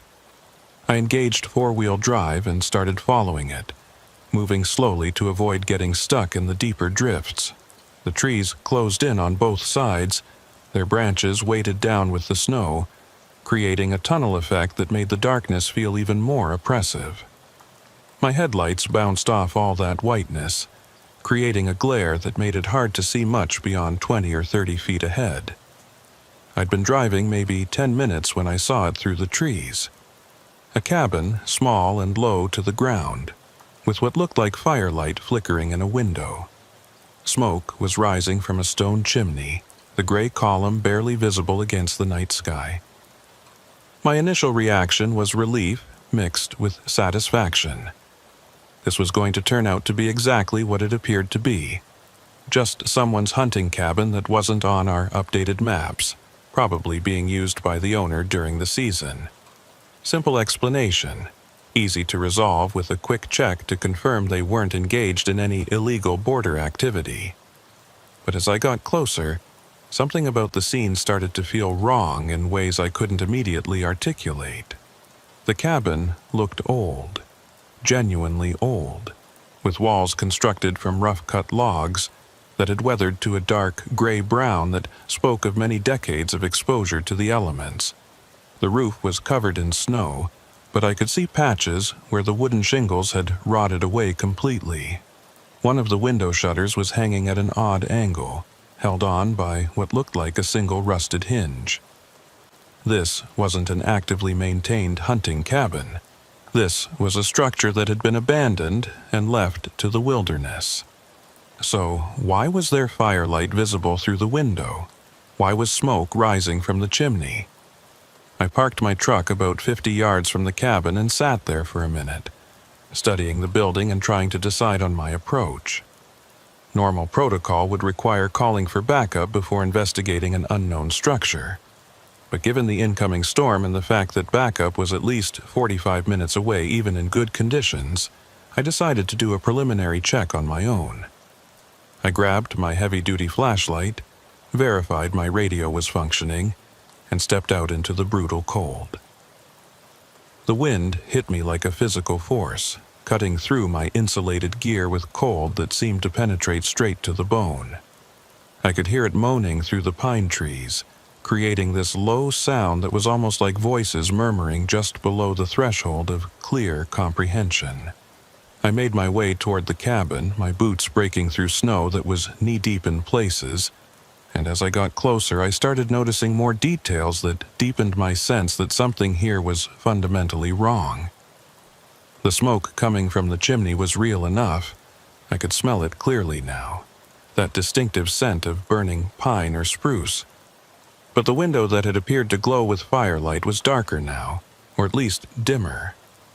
There was still a faint illumination behind it, but it was weak and flickering, more like candlelight than the steady glow of a lamp or electric bulb. And the snow around the cabin, that's what really made my scalp prickle with unease. There should have been tracks, footprints leading to and from the door, tire marks from a vehicle, some indication of how whoever was inside had gotten here and when. But the snow surrounding the structure was completely pristine, unmarked except by my own approaching footprints. Smooth and undisturbed, as if no one had come near this building in days, or possibly weeks. I reached the door and knocked firmly, calling out my identification. "Border Services Agency, if anyone's inside, please make yourself known." My voice sounded thin and inadequate against the wind and the vast silence of the winter forest. There was no response from inside the cabin. I knocked again, louder this time, and repeated my announcement. Still, nothing but silence. The door wasn't locked. When I tried the handle, it turned easily, almost too easily, and swung inward with a prolonged creak that seemed impossibly loud. I shone my flashlight inside and saw a single room, maybe 15 feet square, with a hard-packed dirt floor that had frozen solid. There was a cast-iron stove against one wall, and I could see red embers glowing through the partially open door of its firebox. A crude wooden table occupied the center of the room with two equally crude chairs, and against the far wall sat a narrow cot with a single threadbare blanket folded neatly on top of it. Everything was covered in a thin film of dust, and there was a smell in the air that I couldn't quite identify. Musty and old, like opening a steamer trunk that hadn't been disturbed in years, but someone had definitely been here recently.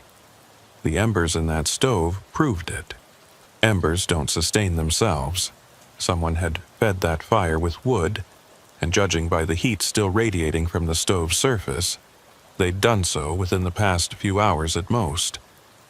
I stepped inside, sweeping my flashlight methodically across the interior, searching for any sign of the cabin's occupant. That's when I saw it on the table. A single piece of paper, crisp and white against the dark weathered wood, positioned precisely in the center of the table's surface, as if it had been placed there deliberately for someone to find. I approached the table slowly, that sensation of wrongness intensifying with each step. When I got close enough to read what was on the paper, I felt something cold and heavy settle into my stomach. It was a border crossing permit, one of the old paper forms we'd used back in the mid-90s before the entire system went digital. The paper looked fresh and new, not yellowed or degraded the way it should have been if it had been sitting abandoned in this cabin for 2 or 3 decades. And it had been filled out recently, the ink still dark and sharp. But what the permit actually said made my hands start trembling slightly as I picked it up to examine it more closely. The permit was made out to a name I'd never heard before: Caleb Thornhill. The date of intended crossing was listed as today's date. Not some date from years past, but literally today. And in the space reserved for stating the purpose of entry, someone had written in that same neat, precise handwriting, "Final crossing. One way only." I read those words 3 times, trying to force them into some context that made sense. This had to be someone's idea of a prank, some elaborate joke. But who would go to the effort of driving out here in the dead of winter, to a cabin that didn't appear on any maps, just to leave a fake border permit sitting on a table? And why use an obsolete paper form instead of something current? Why fill it out with today's date? None of it added up to anything rational. I pulled out my radio to report my findings to Bria, but before I could press the transmit button, the fire in the cast iron stove suddenly flared bright. The dull red embers burst into active orange flames, as if someone had just added fresh fuel and opened the air intake. But I was the only person in this cabin. There was no one else here who could have done that. I backed away from the stove instinctively, my flashlight beam jerking around as my hand shook. The flames subsided after a few seconds, settling back to their previous smoldering state, but the message was unmistakable. This place was reacting to my presence, responding to my investigation in ways that violated every law of physics and reason I understood. I turned toward the door, intending to get out of this cabin immediately and back to my truck where things made sense, but I froze when I saw what was carved into the wood beside the door frame. Words, scratched into the logs with something sharp, probably a knife. The wood around the letters had darkened with age, suggesting this carving was old, but the message itself was clear enough to read. They always come back to sign. Even the ones who left. Even the ones who forgot, the border remembers. I got out of that cabin as fast as I could move without breaking into a full panic run. The frigid air outside hit my face like a blessing after the oppressive atmosphere inside, and I half stumbled through the snow back toward my truck, my breathing coming in harsh gasps that had nothing to do with physical exertion and everything to do with fear. I climbed into the driver's seat and immediately locked the doors, a completely irrational gesture that nonetheless made me feel marginally safer, and grabbed the radio with shaking hands. Bria answered my call immediately, asking for my status report. I tried to explain what I'd found, but the words came out jumbled and disjointed. A cabin that shouldn't exist, a fire tending itself, a border crossing permit filled out for a final crossing, and dated today. She asked me to slow down and repeat myself more clearly, and I did, forcing myself to speak coherently even though every primitive instinct in my brain was screaming at me to start the truck and drive away from this place as fast as the icy roads would permit. There was a long pause on the other end of the line after I finished describing the permit and what it said. Then Bria's voice came back, and I could hear in her tone that she was taking this seriously rather than dismissing it as stress-induced hallucination. She said she was going to contact RCMP immediately to see if they had any information about this cabin or anyone named Caleb Thornhill operating in the border region. In the meantime, my instructions were to photograph everything I'd observed and then return to the main station. Under no circumstances was I to go back into that cabin or disturb anything else. Just document what I'd found and leave. I was more than willing to follow those orders. I pulled out my phone and started taking photographs of the cabin from outside, capturing images of the structure itself, the smoke still rising from the chimney, the completely undisturbed snow surrounding it. Then I forced myself to approach the doorway one more time, not crossing the threshold, but leaning in far enough to photograph the interior. The table with its mysterious permit, the cast-iron stove with glowing embers, those disturbing words carved into the wall. Every photo I took felt like I was documenting evidence of something that shouldn't be possible, creating a record of the impossible. I was backing away from the doorway when I heard it.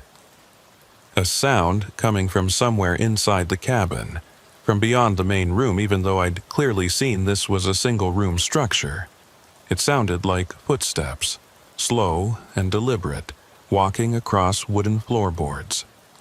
But the cabin had a packed dirt floor. There was nowhere for someone to be walking that would produce that hollow wooden sound. Yet I could hear it distinctly, getting progressively closer, moving toward the door where I stood. I didn't wait to see what would emerge. I turned and ran through the snow back to my truck, threw myself inside and started the engine with hands that were shaking so badly I could barely grip the key.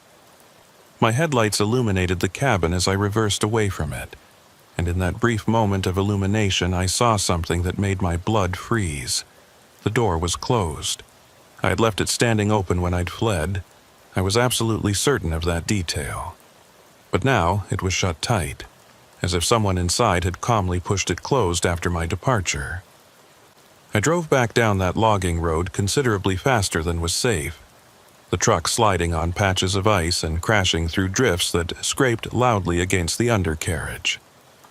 I didn't reduce speed until I reached the main access road, and even then I kept checking my rearview mirror obsessively, half expecting to see lights following me or that cabin somehow appearing closer than it physically should be. But there was nothing behind me except darkness and the first scattered flakes of the approaching storm. Heavy snow was starting to fall now, thick flakes coming down so densely they reduced visibility to maybe 40 feet. By the time I reached the main station, the storm had arrived in full force. I pulled into the parking area and sat in my truck for several minutes, trying to slow my racing heartbeat and organize the chaos of my thoughts. Whatever I'd encountered in that cabin, it existed outside the boundaries of rational explanation. The permit dated for today, the fire that burned without anyone tending it, the footsteps emanating from a room that didn't exist. All of it pointed toward something fundamentally wrong with that location. I was reviewing the photographs on my phone when I noticed something that sent a fresh wave of cold dread through my body. The image showing the permit on the table was severely distorted, blurred in a way that none of my other photos exhibited.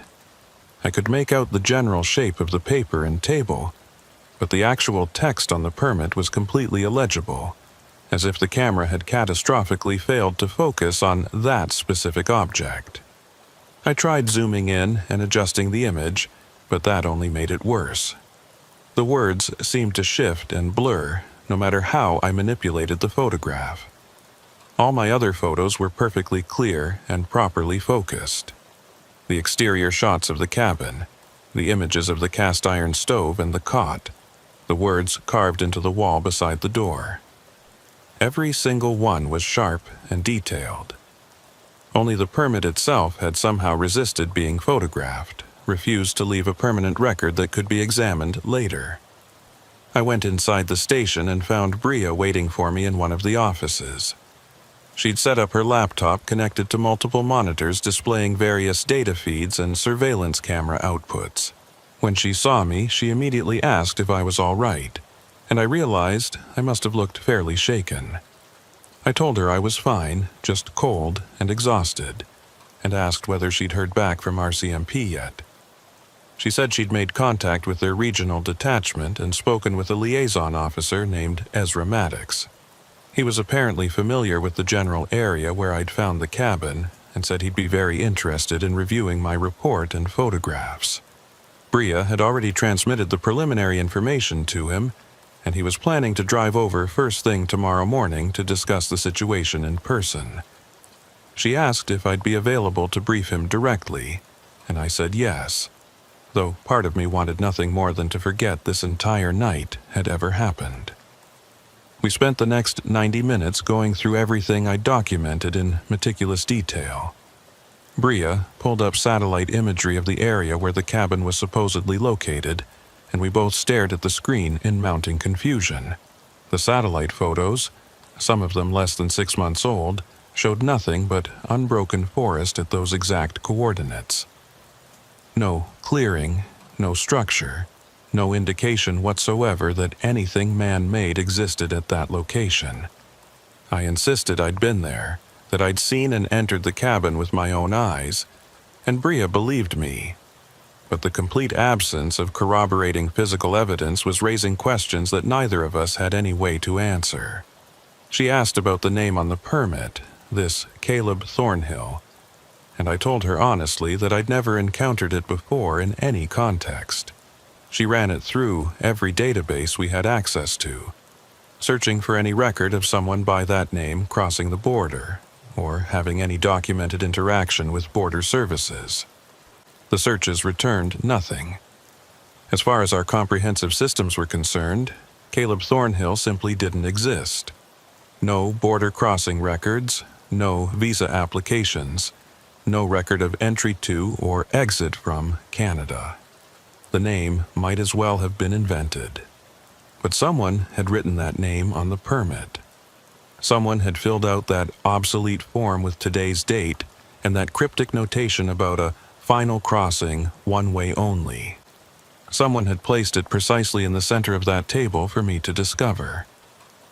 The question that kept circling through my mind was who, and more importantly, why. Bria finally suggested I should go home and get some rest, that we could continue investigating in the morning once Ezra Maddox arrived and we had access to more resources. I agreed, gathered my things, and headed out into the storm. The drive home was agonizingly slow, with visibility reduced to almost nothing by the heavy snowfall. I kept my speed down and concentrated on the road, trying very hard not to think about the cabin or the permit or those impossible footsteps I'd heard approaching from nowhere. I made it home around 1 in the morning and found my wife already asleep. I tried to move quietly through the house, not wanting to wake her and have to explain where I'd been or what I'd experienced. I stood in the shower for probably 20 minutes, letting scalding water beat down on me, trying to wash away the bone-deep cold that seemed to have taken up permanent residence in my body. But no matter how long I stood there under that hot stream, I couldn't shake the pervasive feeling that something had followed me home from that cabin. Some presence or awareness that had attached itself to me the moment I'd picked up that permit and read those impossible words. I eventually gave up on the idea of sleep around 4 a.m. and went downstairs to make strong coffee. Sitting at my kitchen table and drinking it, I pulled out my phone and looked at the photographs again. The cabin was there in perfect detail, looking exactly as I remembered it. Weathered and ancient, but somehow still standing, smoke rising from its chimney into the winter darkness. And there on the wall, clearly visible in one of my close-up shots, were those carved words that made my skin crawl. They always come back to sign, even the ones who left, even the ones who forgot. The border remembers. What border was it referring to? The international boundary between Canada and the United States was just an arbitrary line on a map, a legal fiction with no inherent meaning beyond what we collectively agreed to assign it. But those words suggested something else entirely, hinted at some other kind of boundary that people crossed without necessarily understanding what they were doing or what it meant. And this final crossing mentioned on the permit, what did that imply? A crossing that could only be made once? A journey from which there was no return? I had no answers to any of these questions, but I knew with absolute certainty that I wouldn't be able to rest until I found them. Something about that cabin and that permit had gotten under my skin in a fundamental way, triggered some deep-seated need to understand and explain what I'd witnessed. Maybe it was professional obligation, or maybe just basic human curiosity refusing to accept the inexplicable. But I knew I would have to return to that location eventually. Despite the fear I'd felt, despite every rational instinct warning me to leave it alone and forget about it, I knew I'd go back to that cabin and try to figure out what it was attempting to communicate. The storm continued through what remained of the night and into the morning. I managed to doze fitfully for maybe 2 hours, but my sleep was plagued with dreams of walking through endless snow toward a cabin that kept receding into the distance no matter how far I traveled. In the dreams, I could hear footsteps behind me, matching my pace exactly, but every time I turned to look, there was nothing there except my own tracks disappearing into the darkness. I woke to my phone ringing just after 8 a.m. It was Bria calling to inform me that Ezra Maddox had arrived at the station earlier than expected and was ready to meet with me whenever I could get there. I told her I'd be there within the hour, got dressed in clean clothes, and ventured out into a world that had been completely transformed by the storm. At least 18 inches of fresh snow had fallen overnight, covering everything in a pristine white blanket that made familiar landmarks nearly unrecognizable. The drive to the station took nearly twice as long as usual, but I made it there safely and found Bria and Ezra Maddox waiting for me in the same office we'd used the previous night. Ezra was a solidly built man, probably in his early 50s, with a face weathered by years of outdoor work in harsh conditions. He shook my hand with a firm grip and thanked me for taking the time to brief him on what I'd encountered. I walked him through the entire sequence of events in chronological order, from the initial thermal alert to my discovery of the cabin and the mysterious permit inside it. He listened attentively without interrupting, his expression remaining neutral, but I could see sharp intelligence in his eyes that told me he was carefully processing every detail I shared. When I finished my account, he asked to see the photographs, and I pulled them up on my phone and handed it to him. He spent several minutes scrolling through the images methodically, zooming in on specific details, and his expression grew progressively more troubled as he examined each photo. When he reached the severely blurred image of the permit on the table, he stopped and stared at it for an extended period. Then he handed my phone back to me and said something that made the hair on my arms stand up. I've encountered this phenomenon before. Not this specific cabin, but others remarkably similar to it. Always in extremely remote areas, always appearing clearly on thermal imaging, but then completely absent from satellite photography, and always with some kind of document inside that shouldn't logically exist. He paused, seeming to choose his next words very carefully. There's something active in these wilderness border regions, something that creates these, I suppose manifestations is the best word for them. We don't understand what it is or what purpose it serves, but it's been occurring for as long as we've had the technology to monitor these areas properly. Bria asked him to clarify what he meant by manifestations, and Ezra explained that over the past 15 years or so, RCMP had compiled numerous reports from various officers and border agents describing experiences very similar to mine, structures that appeared and then vanished, documents that couldn't be successfully photographed, sounds and presences that defied any rational explanation. The reports were kept classified to avoid public panic and media speculation, but among those who regularly worked the most remote sectors, there was an unofficial understanding that something genuinely unusual was happening out here in the wilderness. He said he'd like to visit the cabin's location with me personally, to examine the site for himself, and potentially gather additional information or evidence. The storm had passed during the early morning hours and the weather was clearing nicely, so if I was willing to guide him there, we could make the trip this afternoon while conditions were good. I agreed immediately, though a significant part of my mind was insisting loudly that returning to that cabin was potentially the worst idea anyone had ever had. But I needed to understand what this was all about, needed to find some rational framework for what I'd experienced. and having Ezra present, someone who seemed to have actual experience dealing with these bizarre situations, made the prospect marginally less terrifying. We set out around 2 in the afternoon, taking Ezra's RCMP vehicle, which was considerably better equipped for deep snow navigation than my standard truck. The route was identical to the one I'd followed the previous night, proceeding north along the access road to Camera Station 12 and then turning onto that old, overgrown logging road. But when we reached the precise location where I'd found the cabin, there was absolutely nothing there. Just dense pine forest and completely undisturbed snow. No clearing, no structure, no indication whatsoever that anything man-made had ever existed at these coordinates. I got out of the vehicle and walked to the exact spot where I was absolutely certain the cabin had stood, with Ezra following close behind me. The snow here was deep and completely unmarked except by our own fresh footprints. No tracks, no disturbances, nothing. I stood there staring at the empty forest, experiencing an uncomfortable mixture of relief and intense frustration.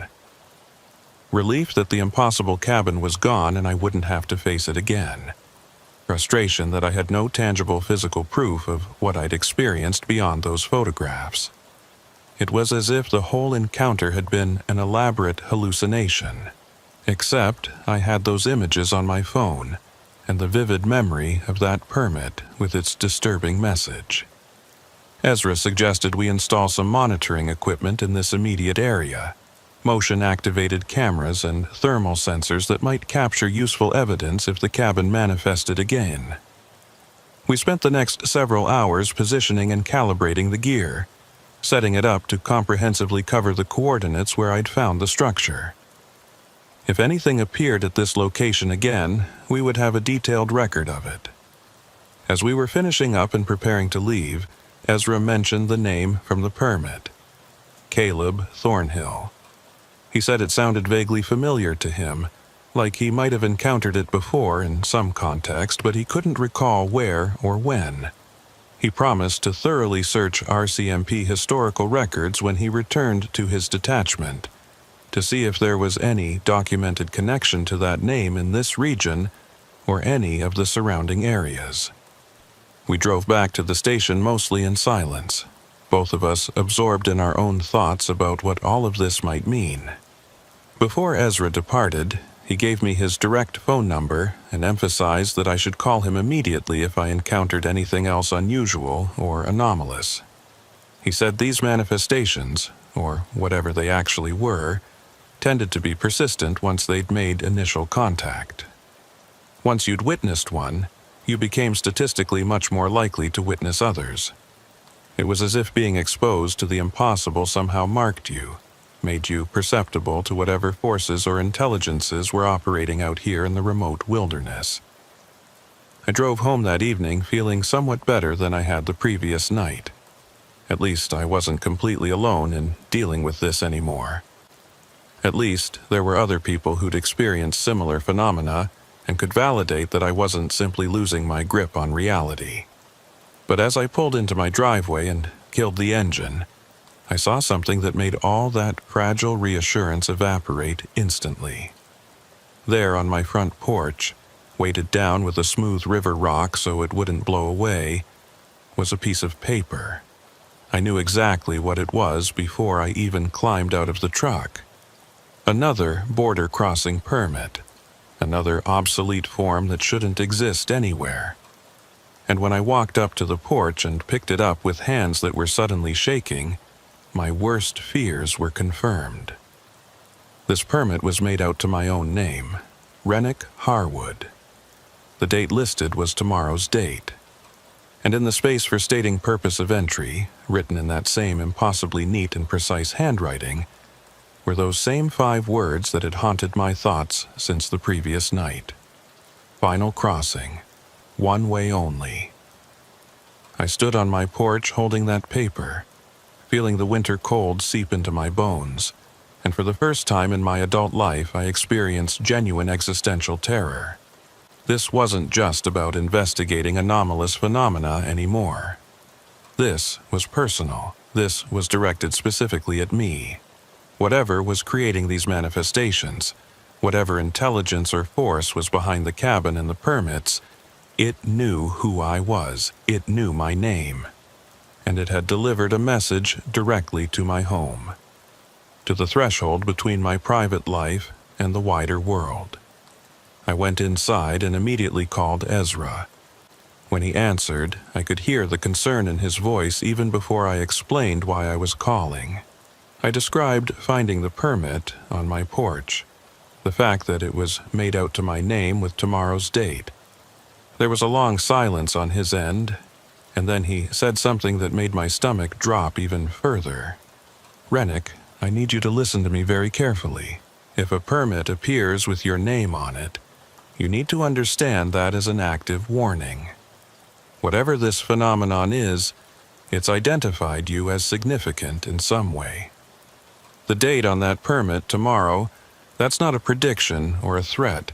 It's more like an invitation, or possibly a deadline."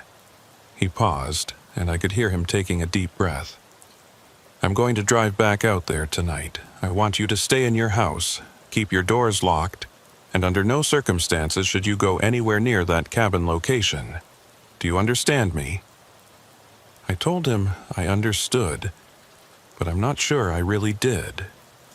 An invitation to what? A deadline for what purpose? None of this made any rational sense, but at this point I'd moved far beyond expecting things to make sense. I just wanted this to stop. Wanted to wake up and find out this had all been an elaborate stress dream, brought on by too many double shifts and not enough sleep. My wife came home about an hour later and immediately noticed something was wrong. I'd never been good at hiding my emotions from her, and apparently I looked as disturbed as I felt. She asked what had happened, and for the first time I told her the truth. All of it. The cabin that appeared and disappeared, the permits with their cryptic messages, the fact that one had now shown up with my name on it, dated for tomorrow. I expected her to think I was having some kind of breakdown, but instead she just listened quietly and then held my hand across the kitchen table. She said she believed me, that she could see in my eyes that what I was describing was real, at least real in my experience of it. She asked what I was going to do, and I told her honestly that I didn't know. Ezra had warned me to stay away from the cabin location, to stay home and safe. But part of me, the part that had become a border specialist because I couldn't leave mysteries unsolved, that part was insisting I needed to go back. That whatever this was, it wouldn't stop until I confronted it directly. We talked for hours, discussing options and possibilities. She wanted me to take leave from work, to maybe go stay with her sister in Edmonton until this whole situation resolved itself somehow. I considered it seriously, but something told me that running wouldn't help. If this phenomenon could find me at my home, could deliver a permit to my front porch, then geographic distance probably wouldn't matter. Whatever was happening, I was involved in it now whether I wanted to be or not. I managed to sleep a few hours that night, though my dreams were fragmented and disturbing. I kept seeing that cabin, kept walking toward it through endless snow, kept finding permits with my name written in that precise handwriting. And in the dreams, there was always someone or something just out of sight, watching me, waiting for something I couldn't identify. I woke just before dawn to find my phone buzzing with an incoming call. It was Ezra, and his voice was tight with urgency. He said the monitoring equipment we'd installed near the cabin location had triggered during the night. The thermal sensors had detected a heat signature, and the motion-activated cameras had captured footage. He was at the station now reviewing it, and he needed me to come look at what they'd recorded. I told him I'd be there in 30 minutes, got dressed quickly, and left before my wife woke up. I didn't want her to worry more than she already was, didn't want her to try to stop me from going. The roads were clear, and I made good time, arriving at the station just as the sun was starting to rise and paint the eastern sky in shades of orange and pink. Ezra had everything set up on the main monitors in the operations room. He started the footage without preamble, and what I saw made my mouth go dry. The cameras had captured the cabin appearing, but not the way a normal building would appear. It didn't fade in gradually or materialize slowly. One frame showed empty forest, and the next frame showed the cabin fully present, as if someone had simply edited it into the scene. Smoke was rising from the chimney, and the same faint glow was visible through the window. The footage ran for about 40 minutes, showing the cabin sitting there in the darkness, completely static. Then, at timestamp 0347, something changed. The door opened. Not quickly, not violently, just a slow, steady opening as if someone inside was deliberately inviting observation. The camera angle didn't allow us to see what was inside, but we could see light spilling out from the doorway, brighter than the faint glow from the window. The door stayed open for approximately 30 seconds. Then it closed with the same deliberate slowness, and exactly 2 minutes later, the cabin simply vanished. Same as its appearance, there was no gradual fading. One frame showed it present, the next frame showed empty forest, as if it had never been there at all. Ezra replayed the footage several times, and we both studied it in silence. Finally, I asked him what he thought it meant, the door opening like that. He shook his head slowly and said he'd seen similar behavior in previous manifestations, but the pattern wasn't consistent enough to draw definite conclusions. Sometimes the structures would open doors or windows. Sometimes they'd show movement inside. Sometimes they'd remain completely static. The only consistent element was that they always appeared to be waiting for something or someone. "Rennick," he said, turning to look at me directly, "I think this phenomenon, whatever it is, wants you to enter that cabin. The permit on your porch wasn't just a warning or prediction. It was an invitation, that door opening, that was meant to show you that entry is possible, that you're expected." I asked him what would happen if I accepted that invitation, if I actually went to the cabin when it manifested again and walked through that open door. His expression was grave as he replied that he honestly didn't know.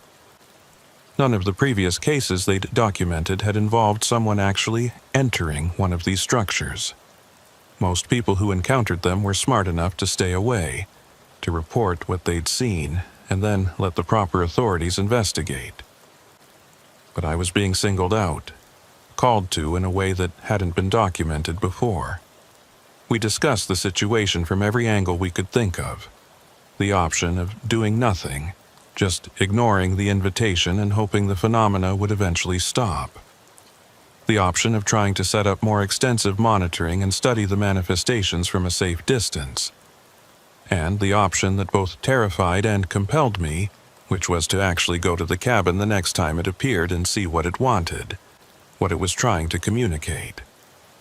Ezra made it clear he couldn't officially recommend that I put myself at risk by entering the structure. But he also said, speaking off the record, that sometimes the only way to resolve these kinds of situations was direct confrontation. To face the unknown directly and demand answers rather than hiding from it. I spent the rest of that day in a state of tense anticipation, waiting for something to happen. The monitoring equipment remained active, constantly scanning that location for any thermal signature or movement.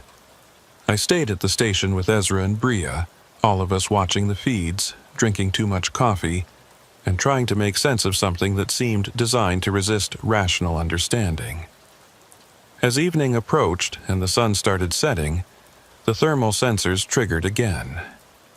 The cabin was back, appearing in that same instantaneous way, smoke rising from its chimney into the darkening sky. Ezra looked at me and asked if I was certain about what I was planning to do. I told him I wasn't certain about anything anymore, but I knew I couldn't just keep waiting and wondering.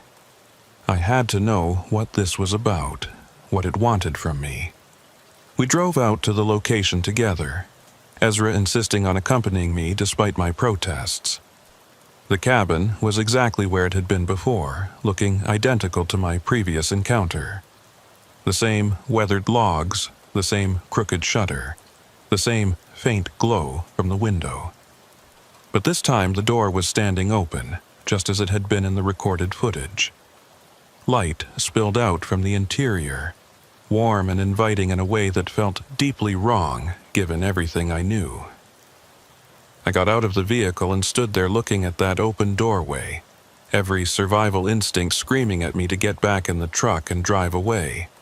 But I'd come too far, learned too much to turn back now. I told Ezra to wait there, to give me exactly 15 minutes, and if I wasn't back by then to call for every resource he could access. He agreed reluctantly, his hand resting on his service weapon, though we both knew a gun would be useless against whatever this was. I walked towards the cabin, each step requiring conscious effort to overcome the fear that was threatening to paralyze me. The snow crunched under my boots, and I could hear my own breathing loud in my ears. As I approached the doorway, I could see inside more clearly, the same rough interior I'd observed before. The table with its single chair, the wood stove radiating heat. And there on the table, I could see another permit waiting. I stepped across the threshold and entered the cabin. The door didn't slam shut behind me like I'd half expected. It remained open, allowing cold air to flow in from outside. I approached the table slowly and picked up the permit. This one was blank except for a single line of text at the top, written in that familiar, precise handwriting. Sign below to complete final crossing. Below the text was a blank line, waiting for a signature. My signature. And suddenly I understood what this was all about, what the cabin represented, and what the permits meant. This wasn't about border crossing in any literal geographical sense. This was about boundaries between different states of existence, between what we know and what we can only imagine exists beyond the limits of our understanding. The final crossing wasn't about crossing from one country to another. It was about crossing from life into whatever comes after, from the material world into something else entirely. And these cabins, these manifestations, they were way stations on that journey. Places where the boundary grew thin enough that those who were called could choose to cross over. But why me? Why had I been selected for this invitation? I looked around the cabin's interior searching for answers and noticed something I'd missed before. The wall opposite the door, the one I hadn't examined closely during my first visit, had more carved text, words and phrases in multiple languages, some I recognized and others I didn't. The debt is paid. Finally home. The searching ends. No more winter. They were messages from previous visitors, people who'd accepted the invitation and crossed over. And I noticed with a chill that some of the carvings included dates spanning back over a century. This cabin, or something like it, had been appearing in this wilderness for longer than Canada and the United States had even existed as nations.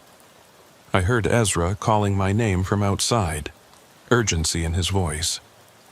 My 15 minutes were almost up.